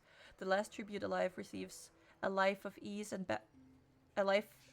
back home, and the district will be showered with prizes largely consisting of food. All year, the capital will show the winning district gifts of grain and oil and even delicacies like sugar, while the rest of us battle starvation. It is both a time of repentance and a time for thanks, intones the mayor. Then he reads the list of past District 12 victors. In 74 years, we had exactly 2. Only one is still alive. Hamish Abernathy, a paunchy, middle-aged man who at this moment appears hollering something unintelligible, staggers onto the stage and falls into the third chair. He's drunk. Very. The crowd responds with its token applause, but he's confused and tries to give Effie Trinket a big hug, which he barely manages to fend off. The mayor looks distressed. Since all of this is being televised, right now District 12 is the laughingstock of Panem, and he knows it. He quickly tries to pull the attention back to the reaping by introducing Effie Trinket. Bright and bubbly as ever, Effie Trinket trots to the podium and gives a signature. Happy Hunger Games! And may the odds be ever in your favor! Her pink hair must be awake because her curls have shifted slightly off-center since her encounter with Hamish. She goes on a bit about what an honor it is to be here, although everyone knows she's just aching to get bumped up to a better district where they have proper victors, not drunks who molest you in front of the entire nation.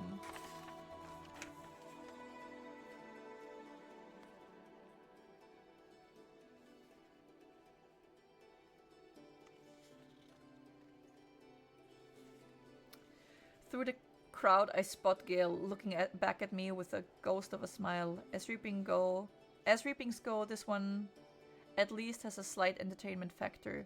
But suddenly, I'm thinking of Gale and his 42 names in that blick glass ball, and how the odds are not in his favor, not compared to a lot of the boys. And maybe he's thinking the same thing about me because his face darkens and he turns away. But there are still thousands of slips. I wish I could whisper to him. It's time for the drawing. Effie Trinket says, as she always does, ladies first, and crosses to the glass ball with the girls' names. She reaches in, digs her hand deep into the ball, and pulls out a slip of paper. The crowd draws in a collective breath, and then you can hear a pin drop, and I'm feeling nauseous, and so desperately hoping that it's not me, that it's not me, that it's not me. Effie Trinket crosses back to the podium, smooths the slip of paper, and reads out the name in a clear voice. And it's not me. It's Primrose Everdeen.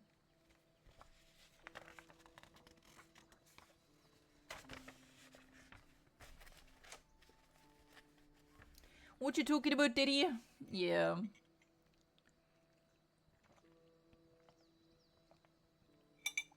Need more drink. have more prepared.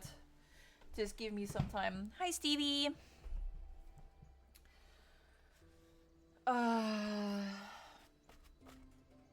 Yeah, Prim really, and also not play the lottery. Yes.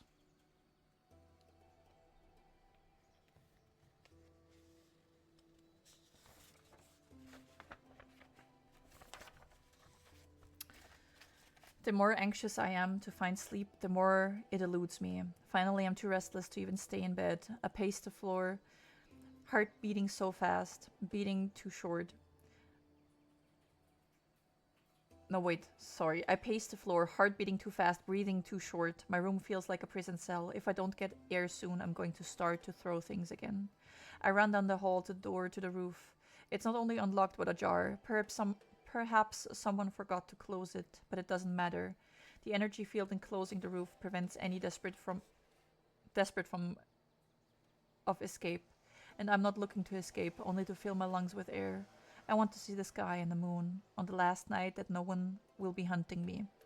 The roof is not lit at night, but as soon as my bare feet reach its tiled surface, I see his silhouette, black against the lights that shine endlessly in the Capitol.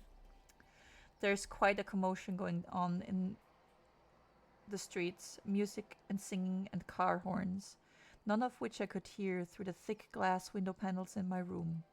I could slip away now, without him noticing me. He wouldn't hear me over the din. But the night's air is so sweet I can't bear returning to the stuffy cage of a room. And what difference does it make, whether we speak or not?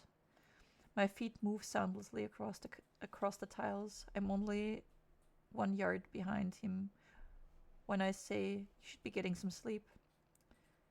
He starts, but doesn't turn. I can see him give his head a slight shake. I didn't want to miss the party. It's for us, after all. Prim is in loser's queue indeed. I come up beside him and lean over the edge of the rail. The wide streets are full of dancing people. I squint to make out their tiny figures in more detail. Are they in costumes? Who could tell? Peter answers, with all the crazy clothes they are wearing. Couldn't sleep either? Couldn't turn my mind off, I say. Thinking about your family, he asks. No, I admit a bit guiltily. All I can do is wonder about tomorrow. Which is pointless, of course. In the light from below, I can see his face now. The awkward way he holds his bandaged hands. I really am sorry about your hands. It doesn't matter, Katniss, he says. I've never been a contender in these games anyway. That's not a way to be thinking, I say. Why not? It's true. My best hope is to not disgrace myself, and he hesitates. And what? I say. I don't know how to say it exactly, only I want to die as myself. Does that make any sense? He asks. I shake my head. How could he die as anyone but himself? I don't want them to change me in there, turn me into some kind of monster that I'm not. I bite my lip, feeling inferior. While I've been ruminating on the availability of trees, Peter has been struggling with how to maintain his identity, his purity of self. Do you mean you won't kill anyone? I ask. No. When the time comes, I'm sure I'll kill just like everybody else. I can't go down without a fight. Only I keep wishing I could think of a way to show the Capitol they don't own me, that I'm more than just a piece in their game, says Peter. But you're not, I say. None of us are. That's how the games work. Okay, but within that framework, there's still you, there's still me, he insists. Don't you see? A little. Only, no offense, but who cares, Peter? I say. I do. I mean, what else am I allowed to care about at this point? He asks angrily. He's locked those blue eyes on mine now, demanding an answer. I take a step back. Care about what Hamish said, about staying alive. Peter smiles at me, sad and mocking. Okay. Thanks for the tip, sweetheart. We do love him.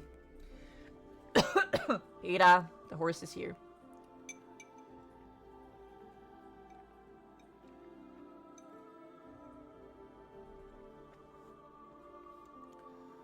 Give me just a sec. There you go. It's like a slap in the face. His use of Hamish's patronizing endearment. Look, if you want to spend the last hours of your life planning some noble death in the arena, that's your choice. I want to spend mine in District 12. Wouldn't surprise me if you do, says Peeta. Give my mother my best wishes when you make it back, will you? Count on it, I say. Then I turn and leave the roof. I spend the rest of the night slipping in and out of a doze, imagining the cutting remarks I will make to Peeta Mellark in the morning. Peeta Mellark. We will see how high and mighty he is when he's faced with life and death. He will probably turn into one of those raging beast tributes, the kind who tries to eat someone's heart after they've killed them. There was a guy like that a few years ago from District 6 called Titus. He went completely savage and the game makers had to have him stunned with electric guns to collect the bodies of the players he'd killed before he ate them. There are no rules in the arena, but cannibalism doesn't play well with the capital audience, so they tried to head it off. There was some speculation that the avalanche that finally took Titus out was specifically engineered to ensure the victor was not a lunatic.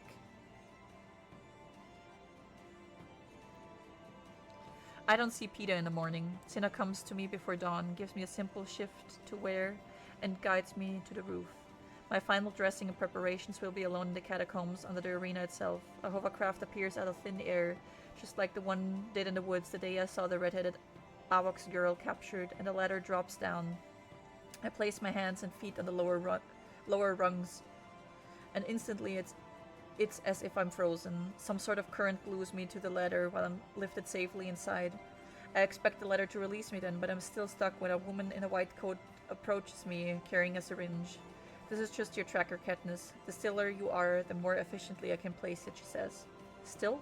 I'm a statue. But that doesn't prevent me from feeling the sharp stab of pain as the needle inserts the metal tracking device deep under the skin on the inside of my forearm. Now the game makers will always be able to trace my whereabouts in the arena.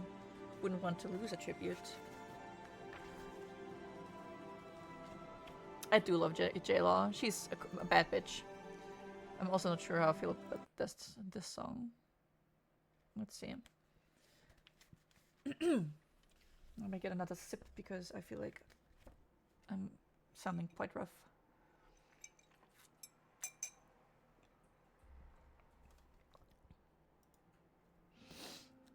As soon as the tracker is in place, the ladder releases me. The woman disappears and Cinna is retrieved from the roof. An Avox boy comes in and directs us to a room where breakfast has been laid out. Despite the tension in my stomach, I eat as much as I can, although none of the delectable food makes any impression on me. I'm so nervous I could be eating coal dust. The one thing that distracts me at all is the view from the windows as we sail over the city, then to the wilderness beyond. This is what birds see, only they are free and safe, the very opposite of me. The ride lasts about half an hour before the windows black out, suggesting that we're nearing the arena. The hovercraft lands and Cinna and I go back to the ladder, only this time it leads down into a tube underground, into the catacombs that lie beneath the arena. We follow instructions to my destination, a chamber for my preparation. In the capital, they call it the launch room. In the districts, it's referred to as the stockyard, the place animals go before slaughter. Everything is brand new. I will be the first and only tribute to use this launch room. The arenas are historic sites preserved after the games, popular destinations for capital residents to visit, to vacation. Go for a month, rewatch the games, tour the catacombs, visit the sites where the deaths took place. You can even take part in the reenactments. They say the food is excellent.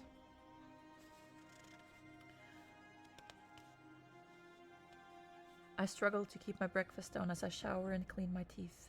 Cinna does my hair in my simple trademark braid down my back. Then the clothes arrive, the same for every tribute.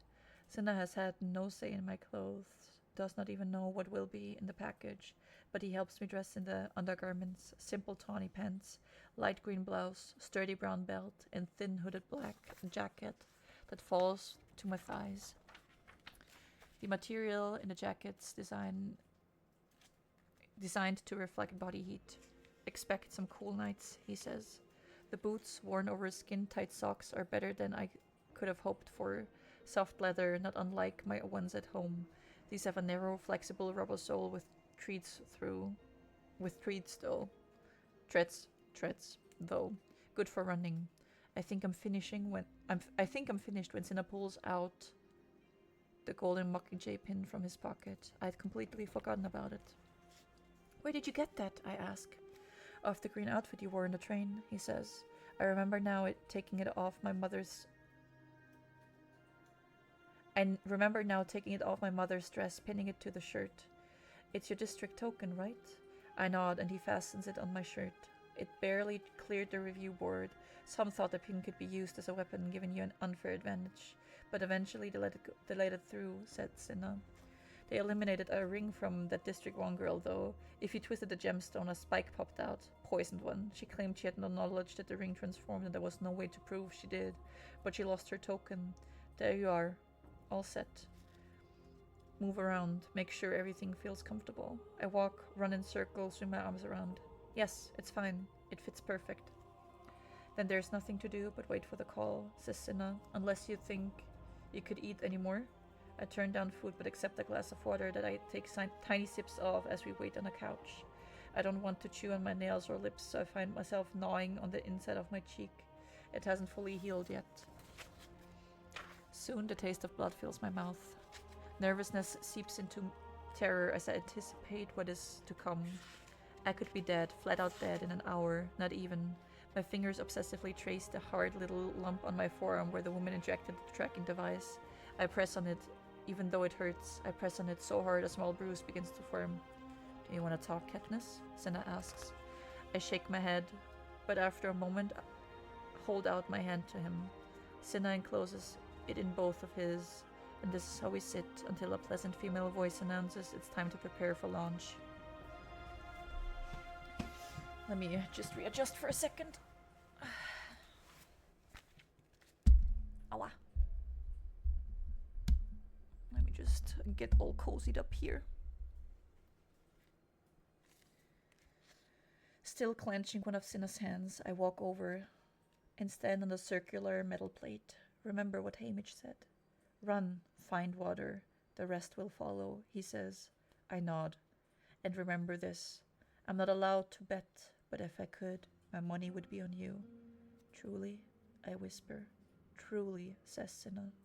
He leans down and kisses me on the forehead. Good luck, girl on fire. And then a glass cylinder is lowering around me, breaking our hand hold, cutting him off from me. He taps his finger under his chin, head high. I lift my chin and stand as straight as I can. The cylinder begins to rise. For maybe 15 seconds, I'm in darkness, and then I can feel the metal plate pushing me out of the cylinder into the open air. For a moment, my eyes are dazzled by the bright sunlight, and I'm conscious only of a strong wind with a hopeful smell of pine trees. Then I hear the legendary announcer Claudius Templesmith as his voice booms all around me. Ladies and gentlemen, let the 74th Hunger Games begin.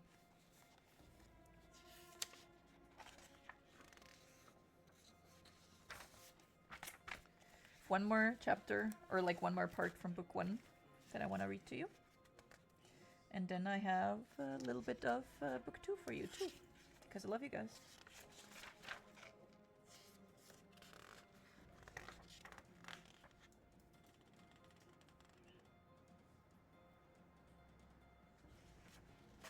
Let me just mark this really quickly.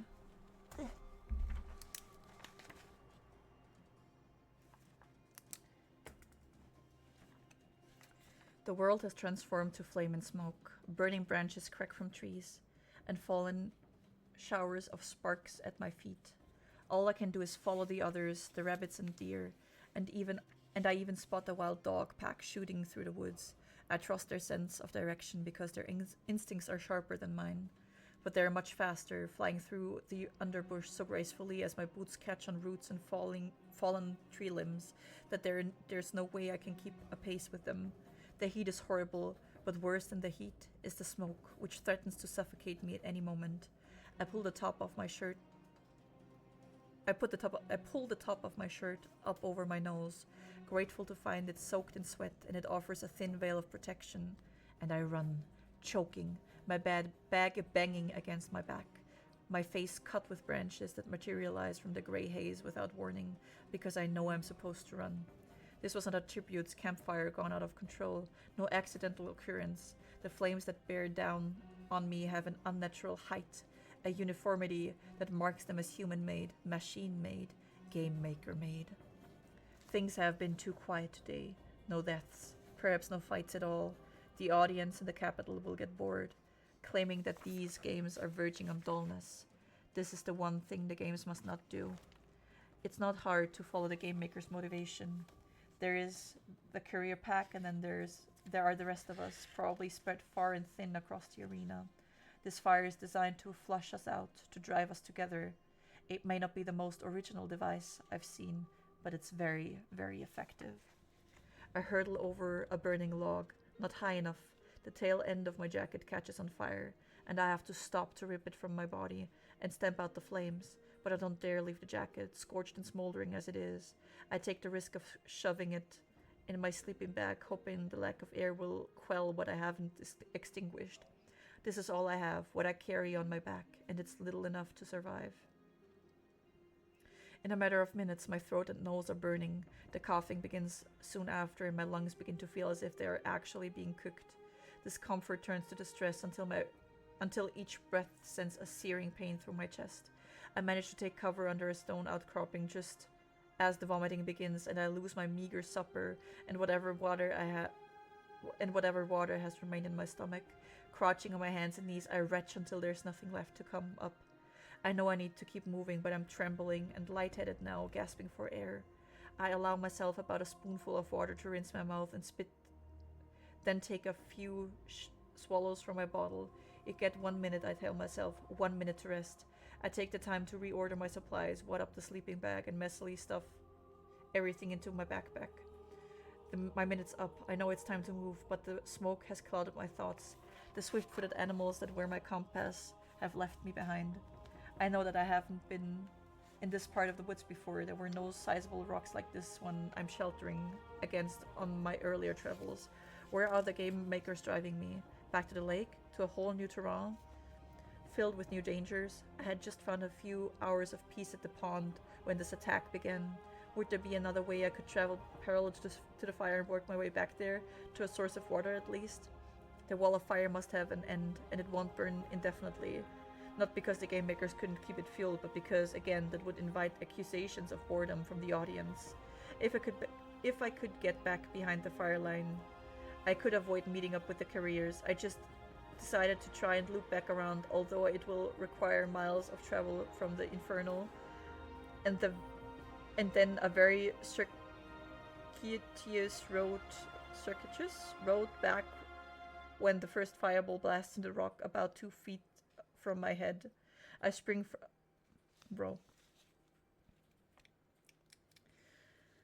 When the first fireball blasts into the rock about 2 feet from my head, I spring out from under my ledge, energized by renewed fear. The game has taken a twist. The fire was just to get us moving. Now the audience will get to see some real fun. When I hear the next hiss, I flatten on the ground, not taking time to look. The fireball hits a tree off my left, engulfing it in flames. To remain still is death. I'm barely on my feet before the third ball hits the ground, where I was lying, sending a pillar of fire up behind me. Time loses meaning now, as I frantically try to dodge the attacks.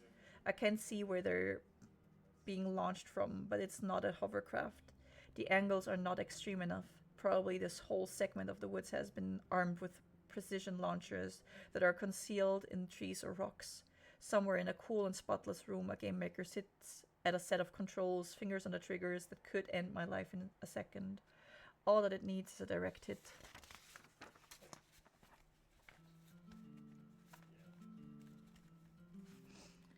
Whatever vague plan I had conceived regarding returning to my pond is wiped from my mind as I zigzag and dive and leap to avoid the fireballs.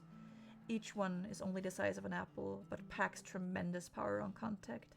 Every sense I have has gone into overdrive as the need to survive takes over. There's no time to judge if a move is correct. When there's a hiss, I act or I die.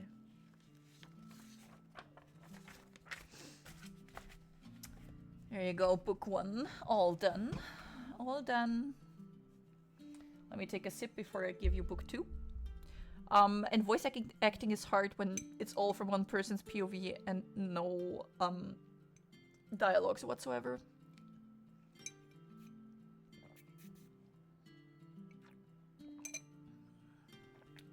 Also, yapping for 2 hours straight is kind of, you know? Let me just reapply some lip gloss so it slides better.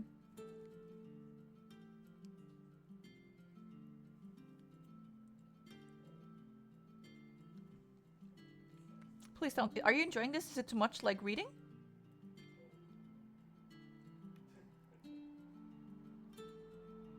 I can't. I don't think I do, but I can put one up. Sorry, is what I wanted to say. Is it enough? Is it too much reading? Or are you enjoying this? Because I am, but you know.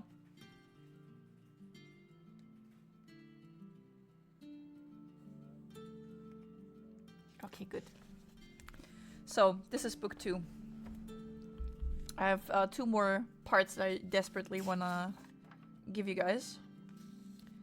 To hope I can, you know, catch you and like lure you in to enjoy.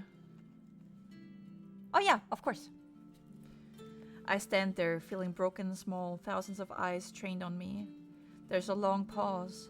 Then, from somewhere in the crowd, someone whistles Rue's 4-note Mockingjay tune. The one that signaled the end of the workday in the orchards. The one that meant safety in the arena. By the end of the tune, I have found the whistler, a wizened old man in a faded red shirt and overalls. His eyes meet mine. What happens next is not an accident. It is too well executed to be spontaneous, because it happens in complete unison. Every person in the crowd presses the 3 middle fingers of their left hand against the lips and extends them to me. It's our sign from District 12, the last goodbye I gave Rue in the arena.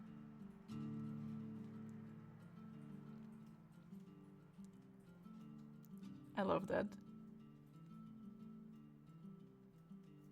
You guys are so cute.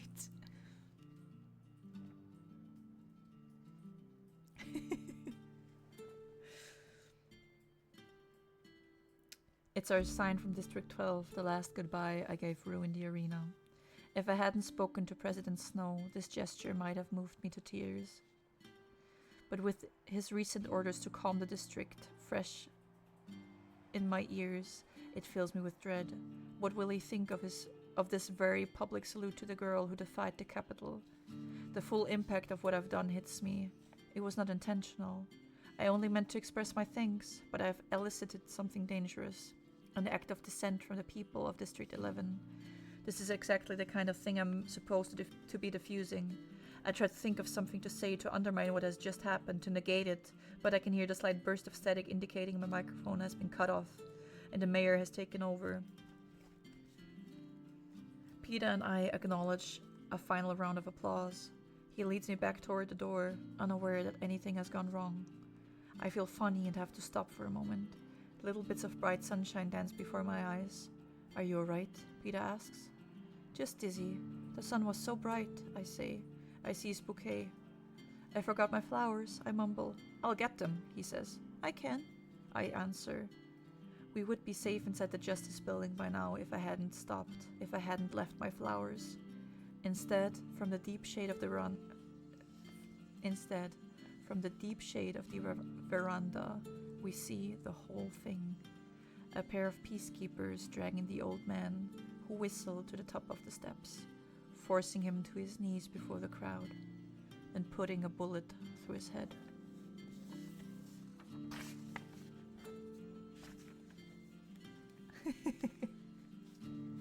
You guys are so sweet. Which brings me to the last part. I'm about to shut off the television, but then Caesar is telling us to stay tuned for the other big event of the evening. That's right, this year will be the 75th anniversary of the Hunger Games, and that means it's time for our 3rd quarter quell. What will they do? Asks Prim. It isn't for months yet. We turn to our mother, whose expression is solemn and distant, as if she's remembering something. It must be the reading of the card. The anthem plays and my throat tightens with revulsion as President Snow takes the stage. He is followed by a young boy dressed in a white suit, holding a simple wooden box. The anthem ends, and President Snow begins to speak to remind us all of the dark days from which the Hunger Games were born. When the laws for the games were laid out, they dictated that every 25 years the anniversary would be marked by a quarter quell. It would call for a glorified version of the games to make fresh the memory of those killed by the district's rebellion. These words could not be more pointed, since I suspect several districts are rebelling right now. President Snow goes on to tell us what happened in the previous quarter quells. On the 25th anniversary, as a reminder to the rebels that their children were dying because of their choice to initiate violence, every district was made to hold an allocation and vote on the tributes who would represent it. I wonder how that would feel. Picking the kids who had to go, it is worse, I think, to be turned over by your own neighbors than have your name drawn from the reaping ball. On the 50th anniversary, the president continues, as a reminder that 2 rebels died for each capital citizen, every district was required to send twice as many tributes. I imagine a facing field of 47 instead of 23. Worse odds, less hope, and ultimately more dead kids. That was the year Hamish won. I had a friend who went that year, says my mother quietly. Maisie Lee Donner. Her parents owned the sweet shop. They gave me her songbird after, a canary. Prim and I exchange a look. It's the first we've ever heard about Maisie Lee Donner. Maybe because my mother knew we would want to know how she died. And now we honor our 3rd quarter quell, says the president. The little boy in white steps forward, holding out the box as he opens the lid. We can see the tidy upright rows of yellowed envelopes. Whoever devised the quarter quell system had prepared for centuries of Hunger Games. The president removes an envelope clearly marked with a 75. He runs his finger under the flap and pulls out a small square of paper. Without hesitation, he reads, "On the 75th anniversary, as a reminder to the rebels that even the strongest among them cannot overcome the power of the capital, the male and female tributes will be reaped from their existing pool of victors." My mother gives a faint shriek and Prim buries her face in her hands, but I feel more like the people I see in the crowd on television, slightly baffled. What does it mean? Existing pool of victors? Existing pool of victors? Then I get it. What it means, at least for me. District 12 only has 3 existing victors to choose from. 2 male, 1 female. I'm going back to the arena. Alright. Bye, Cassie. Love you. See you tomorrow. Bye. Right. And that concludes one of my favorite book series and one of the greatest... One of the... You know? And that concludes the Bookstream, basically. Next up in line, we have still the choice of what to pick for our next book. What do we want to read? What do we want to read? Do you guys have suggestions? Thank you. I appreciate it. Do you have some suggestions? Does anyone have suggestions on what to read next? I'm thinking maybe Divine Rivals, if I may say so myself.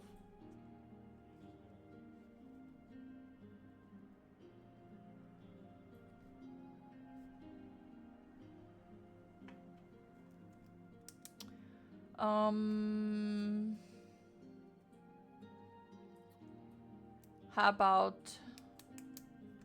Wait, is it called The Housemaid? The Housemaid. Or is it called The Maid? No, it's called The Housemaid. Hi, Zeph. Welcome back. We're trying to pick out some books for book club. The Housemaid.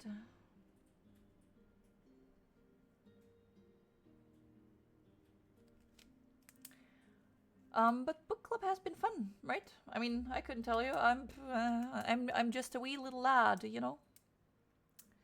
Any suggestions for book club?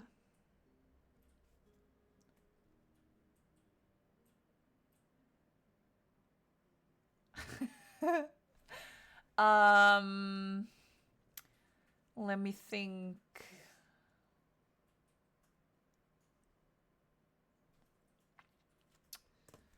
Let me put on the Google machine. No, wait. Is there something that I really? I mean, technically, we could do Good Girls That Guide to Murder. I did recommend that to you guys in the last one.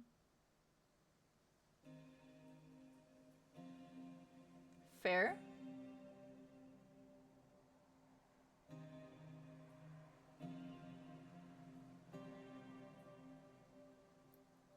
What do you mean right now?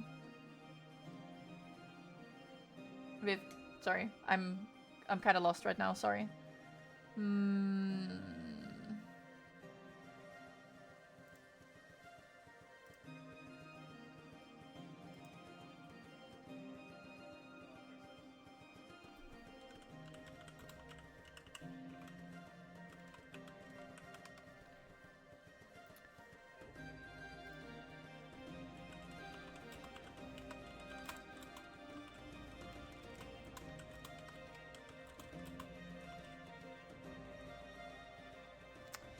Fair.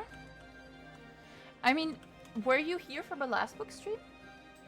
Because you could like watch the series that just came out, the Good Girls Guide to Murder, because I already did that. Shadow something, a series.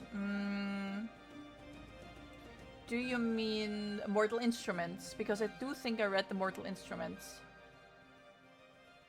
If you could tell me what you mean, I could like look into it.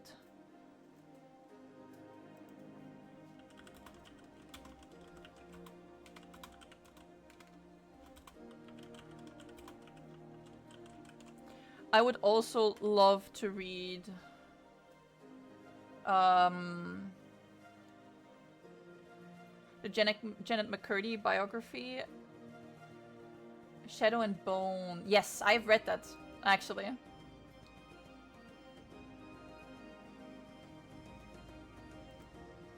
Isn't Bartimeus like a German series though, Dom?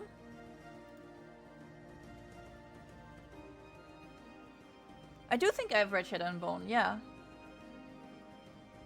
But I would like to take a step back, even though I loved it. Like, it was one of my favorite series when I was a teenager. Because, it has incest. There's basically incest in there. Do you have a suggestion? Ready Player One is a good suggestion, actually. I like that.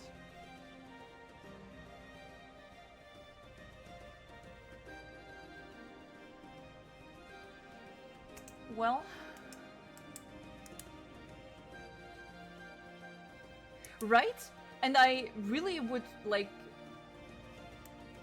the Animorphs. I've not read the Animorph series. I didn't know. Let's put the Janet McCurdy biography in there. It's called I Am Glad My Mom Died. I am glad my mom died. Yeah, I think, I mean, like, 4 suggestions are, like, incredible. Let me Google the Animorph series. I'm not sure if I read that. I'm pretty sure it didn't, though. Let me see, girl. Animorphs.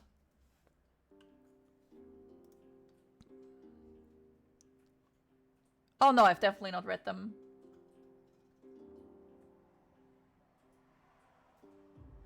Well...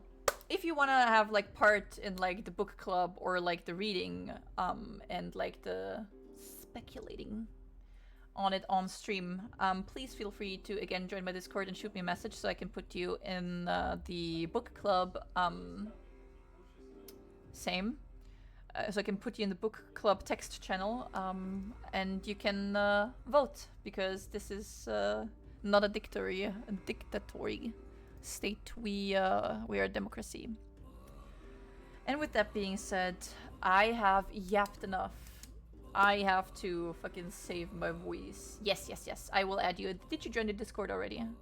Because I will add you immediately after stream. But with that being said, I'm quite frankly, I'm in shambles. I'm not gonna lie to you guys. I will add you.